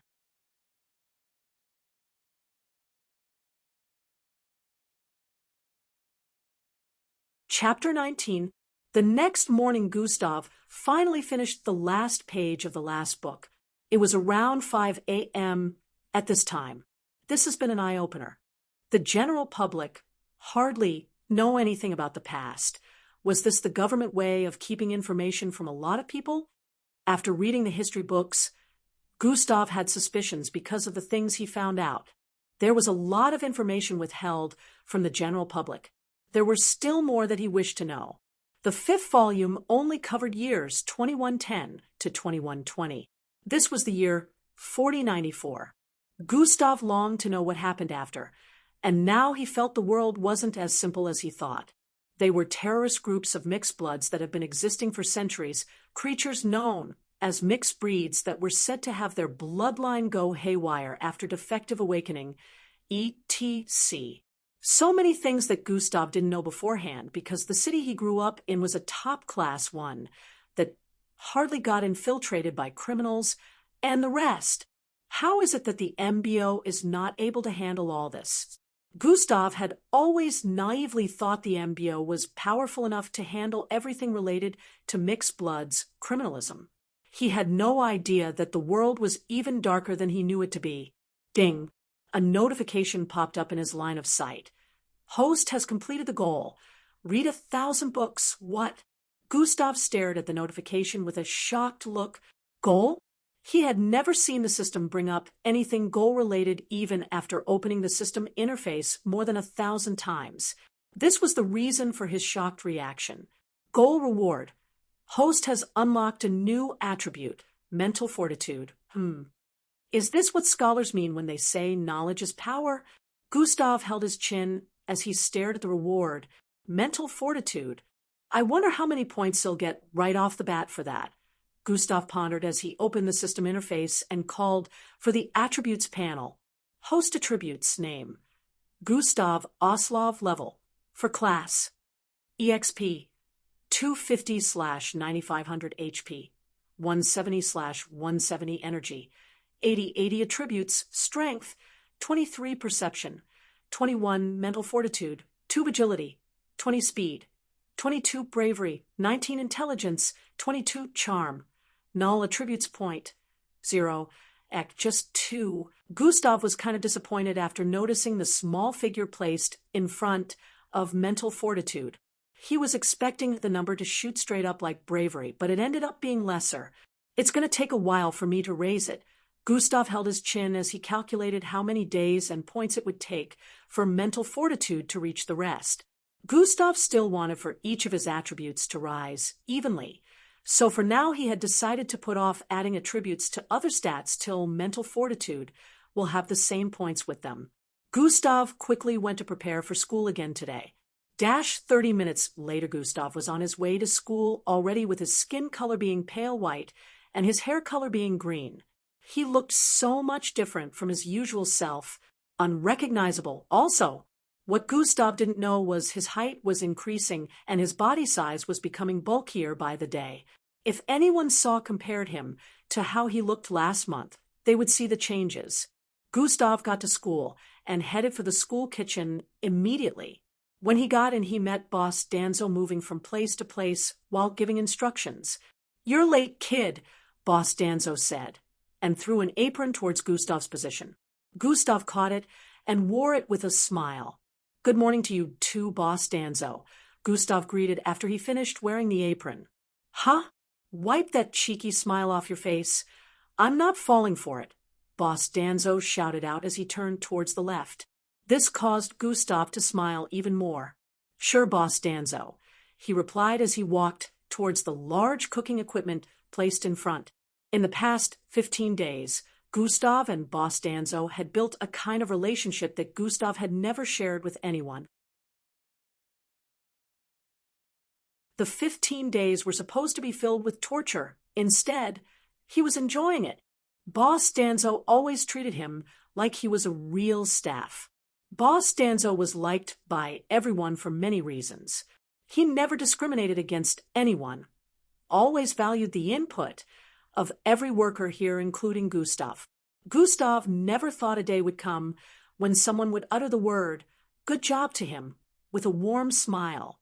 Boss Danzo always gave him tons of food to eat, saying Gustav was too skinny and short.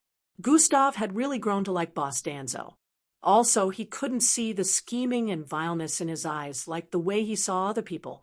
Gustav stood in front of a rectangular cooking equipment with 17 different spots that were oozing out a blue fire. 10 big pots were placed on 9 of those spots. I say to wipe off the cheeky smile. Yet you decide to make it wider. What a brat, Boss Danzo said as he opened up one of the large cooking pots in front. SSHHHSSS. Steamy sounds enveloped the place. You're going to be making a tradishy dish today, combining the mutated fox chick, roasted duck, fried beans, and tomato sauce. Boss Danzo stated while walking towards where the food items needed were placed. Gustav's face turned serious as he saw the peeled skin of a dead chick that had a foxy-like head and tail, a freshly skinned duck, and some other foodstuffs needed. Have a go at it, and don't burn down my kitchen. Boss Danzo tapped Gustav's back, and went to stand by the side to observe his work. Gustav first washed his hands before he started.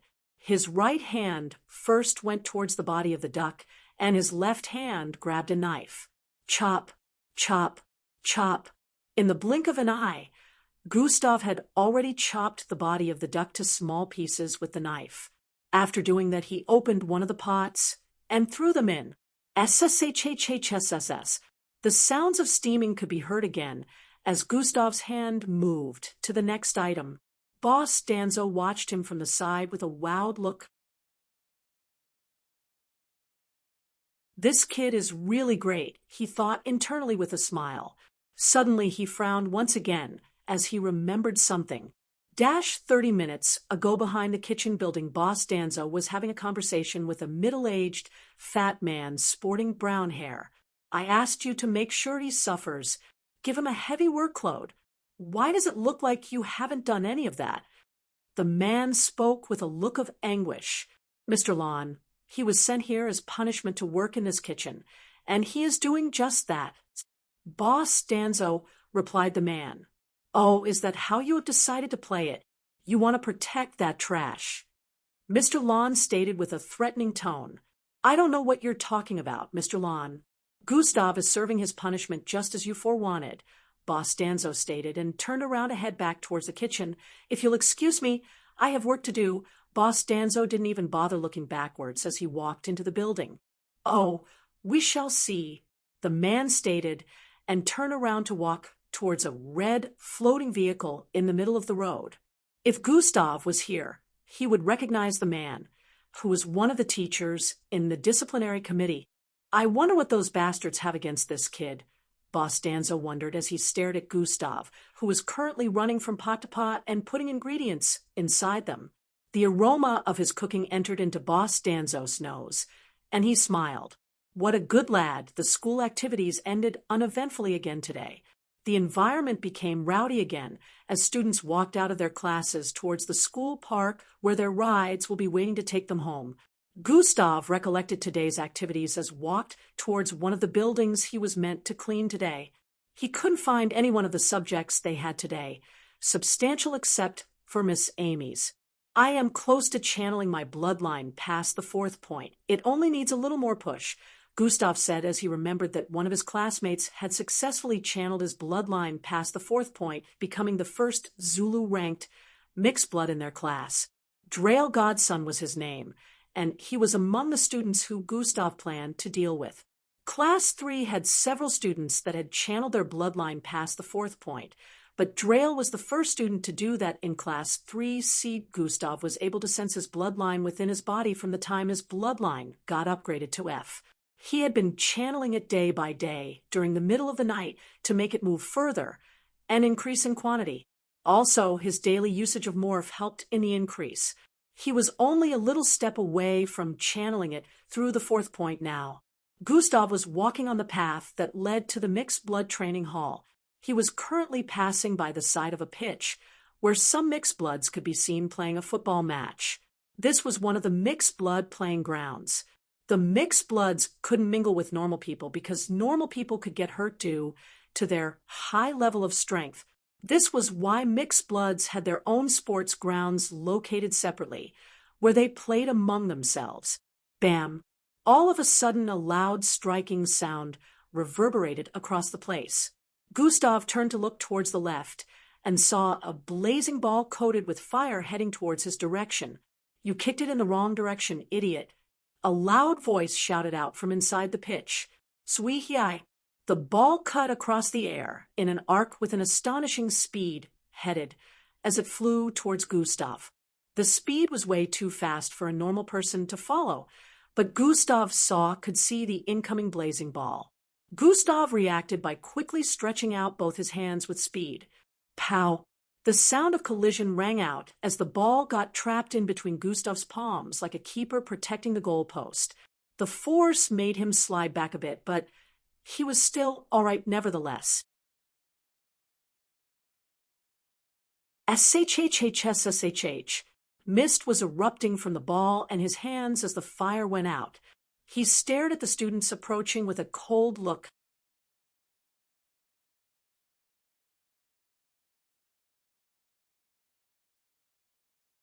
Chapter 20. Mist was erupting from the ball and his hands as the fire went out.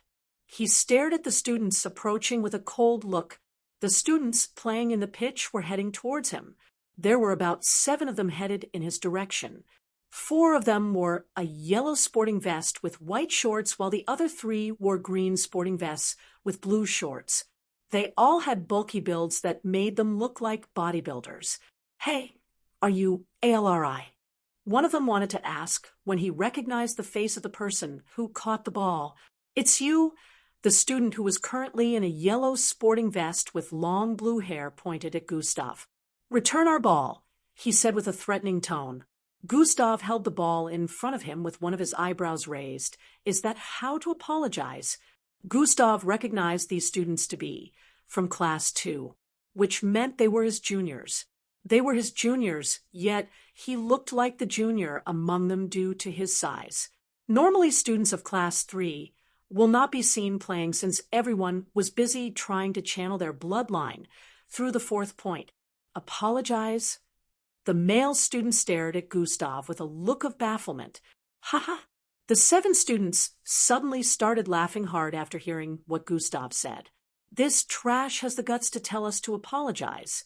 Trash like you, who only know how to use enhancements drugs, don't deserve an apology. One of them voiced from the side.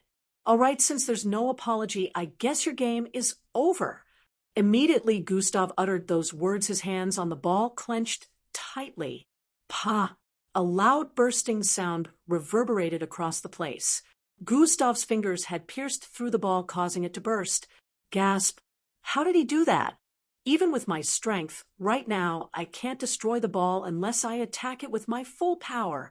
The male speaking earlier had a look of disbelief as he stared at the ball that had been completely flattened.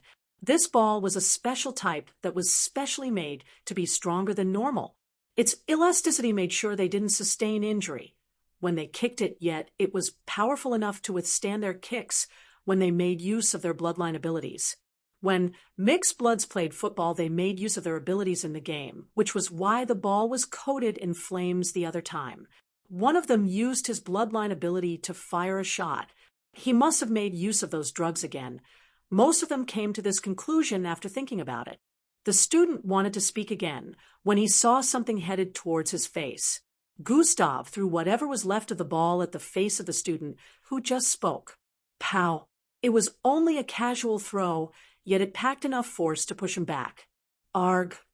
The student exclaimed in pain after the unexpected hit. He held his nose, which had a drop of blood running down it. You bastard! He spoke while holding his nose. Oops, my bad. I was just trying to return what belonged to you, Gustav said as he moved slightly to the left and started walking forward. Gustav passed by their side as he kept walking on the path. The remaining 6 did not try to stop him. You bastard, where do you think you're going? The student with the bleeding nose quickly dashed towards Gustav from behind. He swung out his fist from the back. Gustav continued walking forward like he didn't even know that a fist was headed for him from behind.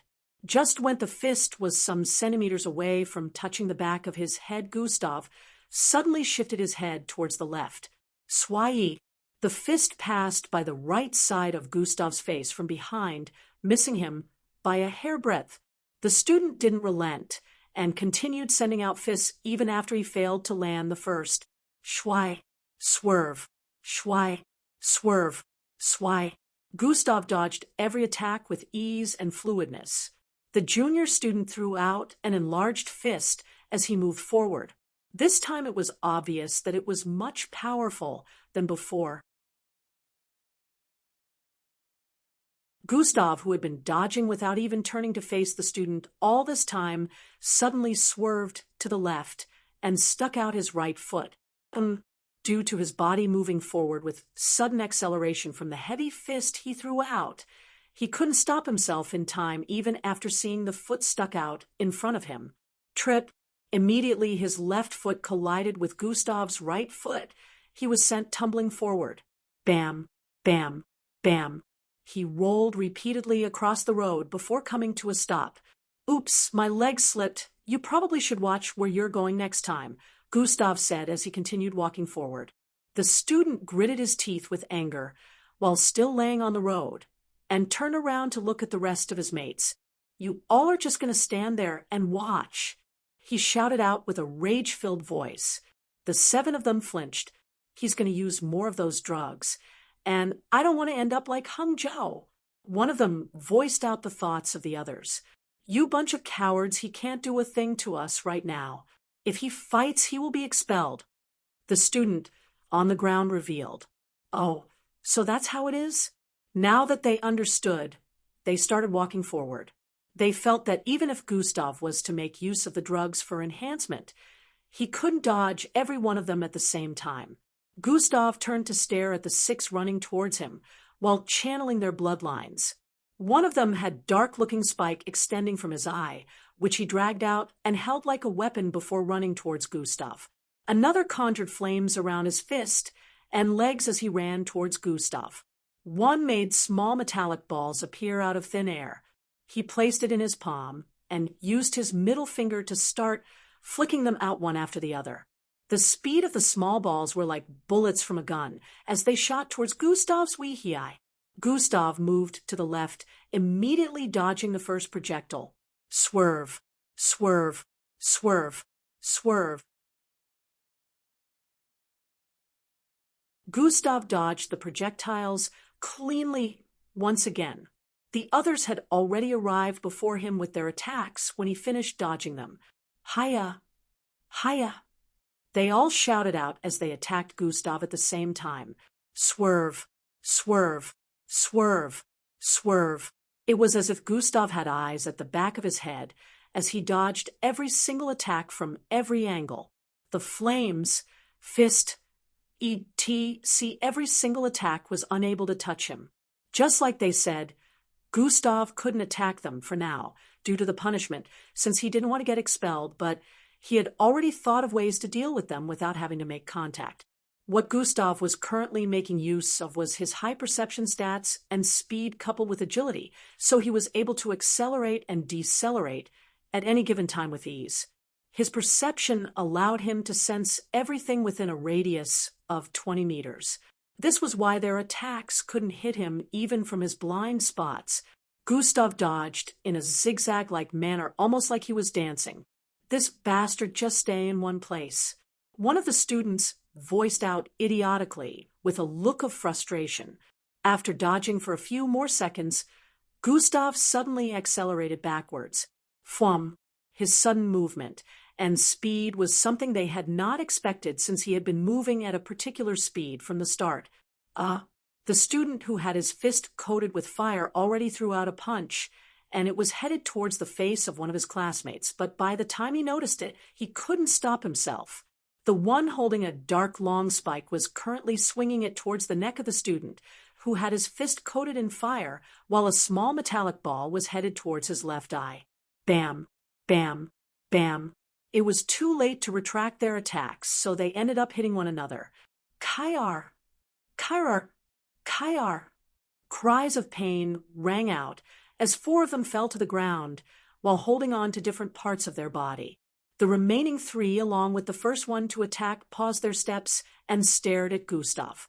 Remembering the speed he displayed at the last second made them feel reluctant about resuming their attacks. We can't even touch him. Just what grade of enhancement drug did he make use of? These thoughts ran rampant in their minds. As your senior, I think I have taught you 7 a valuable lesson today. Come near me and receive boundless humiliation, Gustav stated with a cool voice as he turned around to keep walking again. They wondered what Gustav meant by humiliation when they looked around, and noticed that they were surrounded by students who had come to watch what was happening. They were focused on dealing with Gustav so much that they didn't notice that they were already being surrounded by students. They immediately felt true humiliation, a type that seeped deep into their bones, as they saw the disappointed stares of the students surrounding them. They couldn't even deal with one trash. They're all a bunch of useless. They ended up beating up each other without him touching them. The voices of the students' ridicules were loud, making them feel like sinking into the ground. Now they knew how it felt like when Gustav was being ridiculed and humiliated day in and day out. "I shall deal with him myself." A loud voice was heard coming from the left. Everyone turned to the side to stare at the person who had just arrived.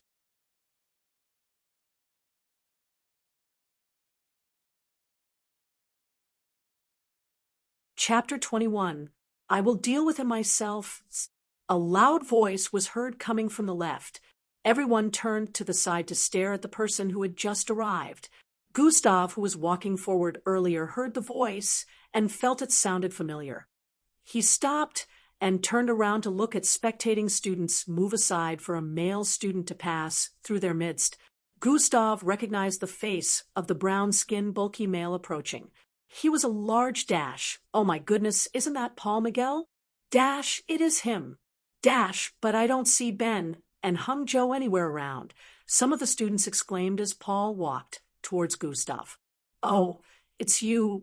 I don't have time to waste with someone I have already defeated," Gustav stated, and turned around to continue walking.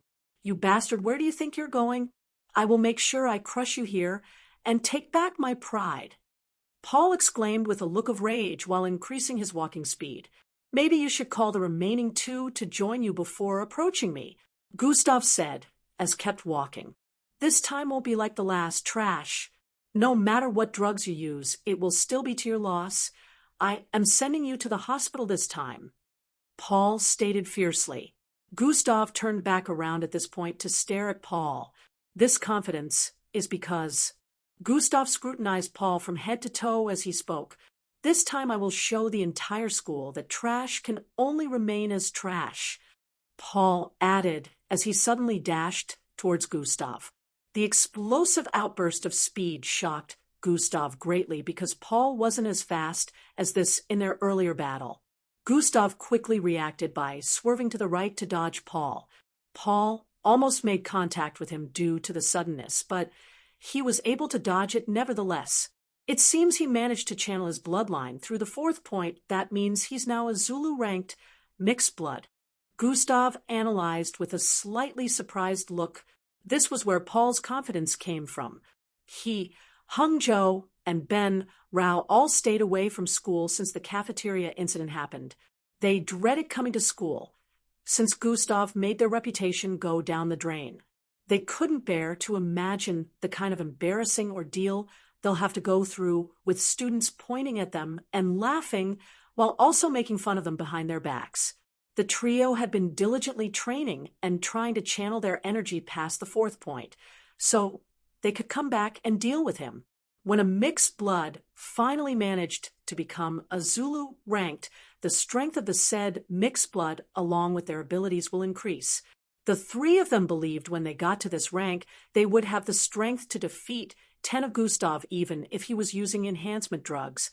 Paul was the first to achieve this, which was why he was in school today. "Don't run, you bastard. Fight," Paul said as he dashed towards Gustav once again.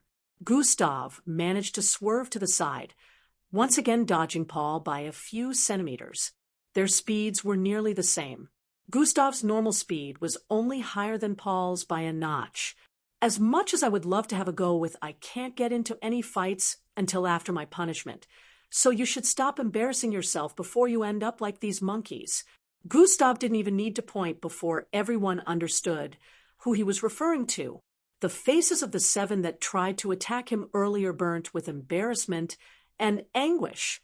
"You bastard, you just want to wriggle your way out of beating. I will not let you," Paul stated, and dashed out once again. "It's not like you can catch me anyways." Gustav swerved towards the side. I haven't activated my bloodline yet. When I do, you'll be sorry. Paul stated, and I haven't activated my dash yet. When I do, you'll never be able to touch me, Gustav said internally, but then he remembered something. The last time there was a hidden quest when I got into a fight with those three. What if the system has issued another one? Gustav pondered as he recollected the last encounter. Wait! Paul suddenly heard Gustav speak after pausing his steps. Paul didn't know why, but he decided to wait, just as Gustav had demanded. You want to redeem yourself, then I will battle with you. But not here. Gustav decided to compromise. Let us fight outside of the school premises after I finish my work for today, Gustav proposed. Ha! Why would I want to fight you outside? I want to crush you right in front of everyone. Paul had a look of strong disagreement as he spoke with hate. It's obvious you only want to beat me right now because I can't fight back. Is that how you're going to get your dignity back? By beating up a person who can't fight back? Gustav emphasized with a look of disappointment. Paul wanted to retort when he heard the voices of the students surrounding them speaking. He doesn't even want to duel on proper terms. Now he wants to fight the trash when the trash will not be able to fight back due to school punishment. The students gave him disappointed glares as they murmured amongst themselves. Paul had an embarrassed look as he heard their statements. Gustav decided to play it this way so he could drill it into the minds of everyone that if they battled here, he wouldn't fight back, which would spell an easy win for Paul. Paul's win would be a shameful one, since it would be a claim to winning without Gustav putting up a fight. Normally Paul would not give a damn, but he was trying to win back his dignity, and this wouldn't be the best way to go about it. Fine, we can battle outside of the school premises. Our battle will be recorded and uploaded on the net for everyone to see, but how can I be assured that you will show up? For all I know, you might just turn tails and run after you're done with your work for today. Paul agreed, but wasn't quite trusting that Gustav would show up. I will show up, Gustav said with confidence. Even if I don't, you can come back tomorrow to beat me up within the school premises, Gustav added. Paul squinted his eyes as he stared at Gustav with suspicion. Bolin Group Constructions Site 7. Paul spoke as he turned around to walk away. Meet me on the top floor by 6 p.m. Paul added. Paul decided to compromise because if Gustav decided not to show up after his work was over, he wouldn't have any excuses to give the next day if Paul decided to come and trouble him again. If Gustav decided to give the same excuse after failing to show up, Paul could decide not to listen and just beat him up regardless of whether he fought back or not. Gustav stared at Paul, who was walking in the opposite direction. I hope the three of them will be there together. It will make it easy for me to push my plans forward. After these thoughts finished playing in Gustav's mind, he turned around to start heading towards his initial destination. The crowd dispersed with chatters as they discussed how the fight was going to be. A lot of them speculated that Gustav would use whatever drugs he had used earlier on to battle, but when they remembered the confident look on Paul's face, they guessed he had something up his sleeves.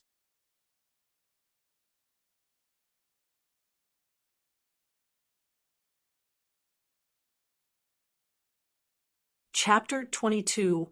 Gustav had left the scene several minutes ago. He got the cleaning equipment from the cleaning lounge and was currently heading towards one of the sporting facilities for mixed bloods. Today he had about 7 different locations to clean before he would be done for the day. He also wanted to return the history books he lent the other day in Miss Amy's name, so he would check if they were other volumes. He reckoned that it would be late in the evening before he was done with the activities for the day. Gustav didn't use Dash since students were still all over the place. Dash had increased in power so much now that if he was seen using it, they would think he had awakened another bloodline, so he decided to keep it on the low for now. His normal speed was fast enough to cause small gusts of wind around him. Even with the large cleaning equipment in his hand, he still kept running. 2 hours later, Gustav had cleaned 6 out of 7 places and was currently headed towards the 7th. He had goosebumps as he thought about the building he was currently headed to, Teacher's Block C. This was the same place he cleaned the other day, and also the same place where Miss Amy's office was located. I hope she doesn't find out about the books. This were Gustav's train of thoughts as he arrived in front of the familiar cream-colored two-story building. He walked in immediately to begin his work. He purposely picked this as the last place to visit, hoping he wouldn't come into contact with Miss Amy. He wanted to avoid her totally. Gustav started from the bottom, as usual, visiting each teacher's office one after the other, and performing the clean-up duty. It only took Gustav another 30 minutes to finish cleaning every office within the building except for that of Miss Amy's. He was currently in the corridor that led to her office. He had just finished cleaning the teacher's office that was beside hers. He turned left to stare in the position of Miss Amy's office door for a few seconds before turning around to leave. She has probably left for home, but just in case she's around, I have to leave this vicinity as fast as possible. Gustav had these thoughts as he quickened his pace and left the building through the stairs that he was already used to. Upon exiting the building, Gustav started running towards the cleaner's lounge to go drop the cleaning equipment. What he didn't know was inside the teacher's building in Block C, a pair of beautiful eyes with azure-colored pupils stared at his departing figure from the blinds positioned on the wall. Several minutes later, Gustav had dropped the equipment and was ready to leave. He bolted across the school grounds with his regular speed, headed towards the main entrance of the school. It's high time I finally tried that. This was Gustav's train of thoughts as he departed from the school premises. It was already past 6 in the evening at this time. The building Gustav and Paul were supposed to meet was located about 7 miles southeast of the school on the city map. Gustav only had to enter one teleportation circle and travel for about 5 minutes more on foot before he got there. It was in between a business class area and a residential area in the city. What appeared in Gustav's line of sight when he arrived, there were both tall and short buildings. The place they had picked for their battle was a construction site that had been abandoned for a while. The buildings within the premises were all uncompleted. There were small electric fences that were in form of blue lines barricading the entire surrounding. These blue lines were about 7 feet high. If a person made contact with it, they would be electrocuted and be paralyzed for about 3 hours. Also, the cops would be alerted, which means the person would be caught. Gustav walked towards the back of the construction site. He wanted to enter from that side so he wouldn't be spotted. Gustav stared at his surroundings, properly checking for the people within the area. Luckily for Gustav, this area was sparsely populated. After a few more seconds, he squatted for a bit before jumping. Tum! He leapt more than 10 feet in the air, crossing over the blue line's fences. Plom! He landed within the construction premises and started walking towards the nearest uncompleted building. There were about 5 tall, uncompleted buildings positioned close to one another. The building in the middle was the tallest. From the looks of things, it was around 100 stories high and was as wide as an entire street. Only God knows what they were trying to build, but it was pretty large. Construction materials could be seen within the premises, with some unknown machines scattered all over the place. Most of them had humanoid looks. As Gustav walked towards the building in the middle, he could see a silhouette standing in the distance very close to the uncompleted building in the middle. On closer inspection, they were actually 3 silhouettes. Gustav could see Hung Jo, Paul Miguel, and Ben Rouse standing side by side. Just as usual, Hung Jo was standing in the middle with his usual haughty attitude. He saw Gustav approaching and glared at him with hate.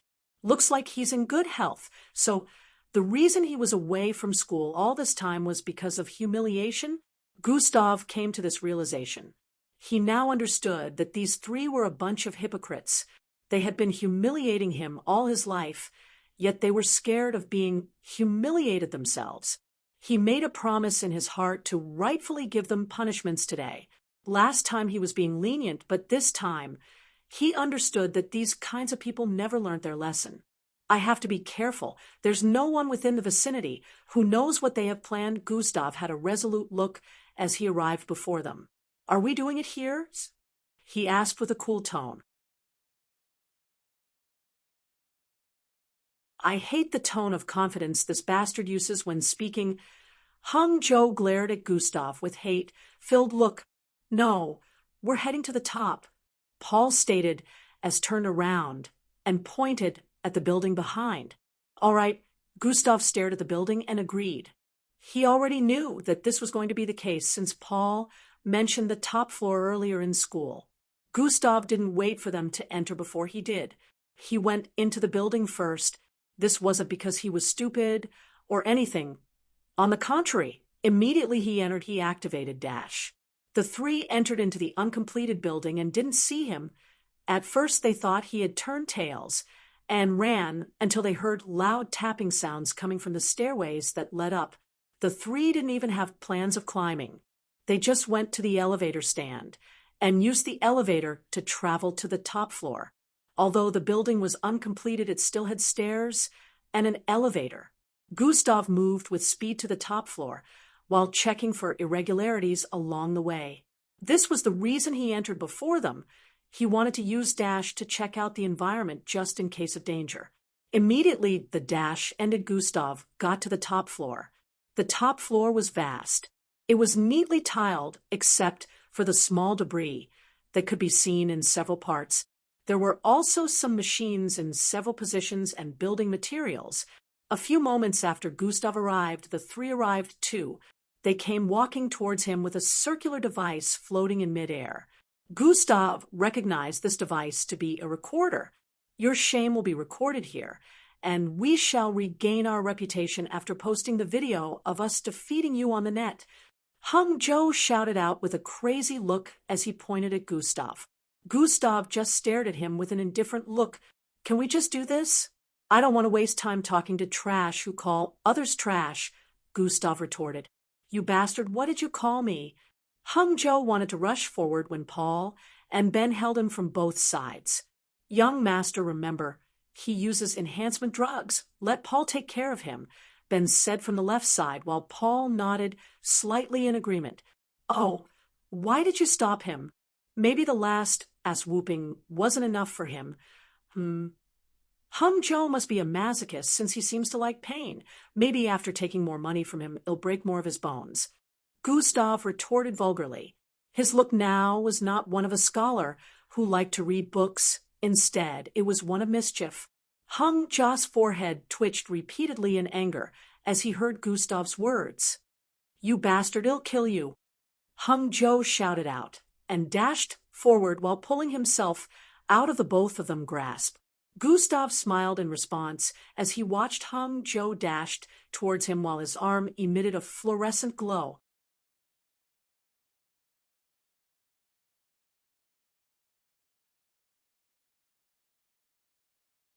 Chapter 23. Paul and Ben had widened eyes as they didn't expect Hung Zhou to suddenly escape their grasp and run towards Gustav. You're dead, Hung Zhou shouted as he arched his right arm back. Light gathered around it, forming a small blade above his fingertips. He quickly stabbed his fingertips forward towards Gustav's neck upon reaching his front. Unlike before where I've been dodging and pulling back, this time I shall be the one to land the first hit. As Gustav came to this conclusion, he raised his hand with speed and swung it towards the incoming Hung Zhou. Hung Zhou only saw a blurry hand movement, and before he could stab out completely, Gustav's palm had appeared in front of his face, his left cheek to be precise. Before he could react, contact was made. Pa! The crisp sound of palm colliding with flesh rang out. Hung Zhou felt a force equivalent to a moving vehicle slam into his right cheek, sending him several feet above the air, while puking blood and teeth. Hung Zhou spiraled twice in the air before slamming onto the ground about 4 meters away from Gustav's location. Young master! Both Paul and Ben shouted out at the same time as they ran towards Hung Zhou, who was sprawled on the floor like a dead rat. The left side of his face was swollen and bruised. Ben and Paul bent down to help before putting a small round orange pill in his mouth. Hung Zhou, who had several of his teeth removed and his face swollen, started healing. the swollen left side of his face, and eyes slowly went back to normal, same with his teeth. Gustav stared at his right hand that he just finished using. That felt pretty exciting. Gustav liked the way he felt when his hand connected with Hung Ja's face, especially the way his cheeks rippled like waves. It was a feeling Gustav couldn't get enough of, and he secretly wished Hung Jo would stupidly dash towards him again. "You bastard, how dare you hit me on the face?" When Hung was finally healed completely, these were the words that came out of his mouth. "There is more where that came from. I don't mind feeding you what you feed me all these years," Gustav stated with a look of confidence as he smiled at Hung Ja's angry face. "Young master, leave him to me. After I'm done with him, he will be on his knees begging as he receives judgment from you." Paul snorted as he dashed out. Gustav already pretty much understood the situation and knew only Paul would be able to go against him, since he was already a Zulu-ranked mixed blood. As Paul dashed out, the upper part of his body transformed into that of a large bull. His arms became extra thick as he increased to about 7 feet in height. His eyes glowed crimson along with his fist. Compared to his transformation in the cafeteria, Paul looked more fierce this time. "Grhh," he growled in a deep voice as he punched towards Gustav's head. The increase in strength and power was very evident. Gustav reacted by also throwing out his fist towards Paul.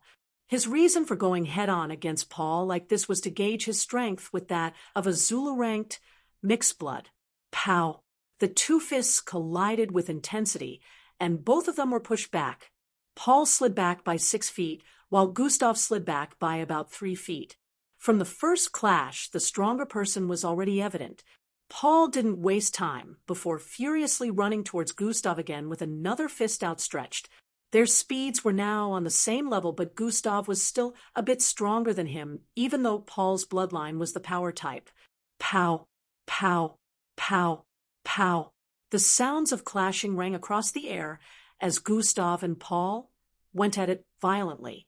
Gustav squatted a little, dodging the swing of Paul's right arm before throwing his upwards in a bid to successfully land an uppercut. Paul reacted in time by quickly pushing his left hand down to block Gustav's punch, yet he was still pushed back a bit as his beastly palm trembled from the force behind the punch.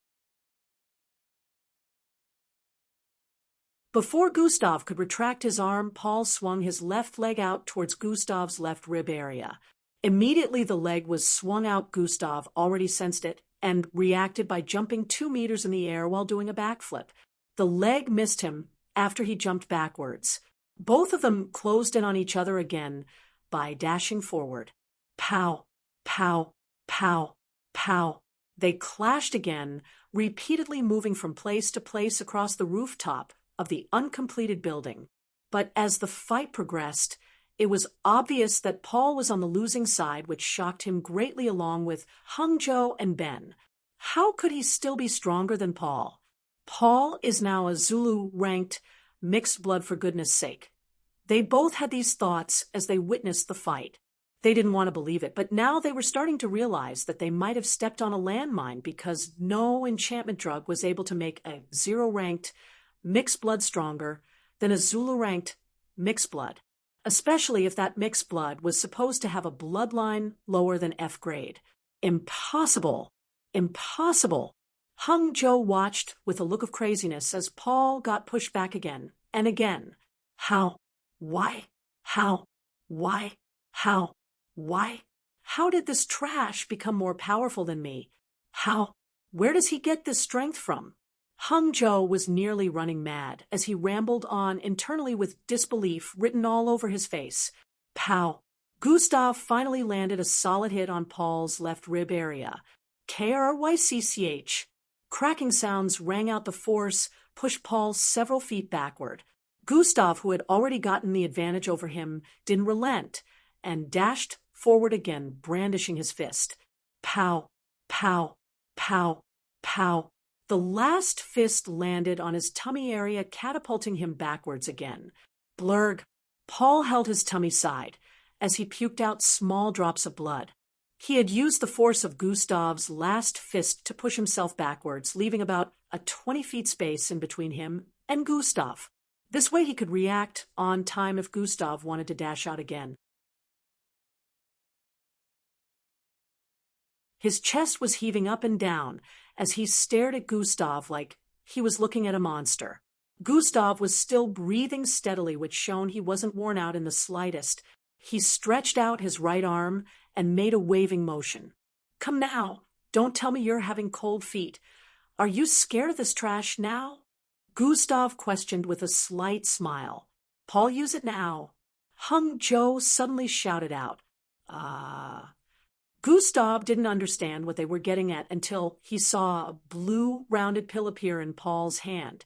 Flick! Paul quickly threw the pill into his mouth and swallowed it down. Gustav felt wary upon seeing the action of Paul, as his instincts told him that wasn't a healing pill, just as he thought it truly wasn't a healing pill. Ch. Paul growled in pain as his skin became hot red. The tusks protruding from both sides of his mouth became longer as he grew taller in size. That should be one of the enhancement pills they have been mentioning. Gustav could sense the increase in power that Paul's transformation was bringing him. Now, this will truly be your end. Kill him, Paul. Make sure he doesn't survive. Hung Joe shouted with a look of madness. Ch. Paul growled as he stared at Gustav's face with his crimson eyes. Soon, Paul bolted forward with speed, while swinging out his left arm towards Gustav. Gustav, who had already sensed the attack before Paul closed in, quickly moved to the left as his body slanted to dodge the attack. You're tuning in to the Mystic Fist YouTube channel. Don't forget to subscribe and join us on this journey to catch the most captivating stories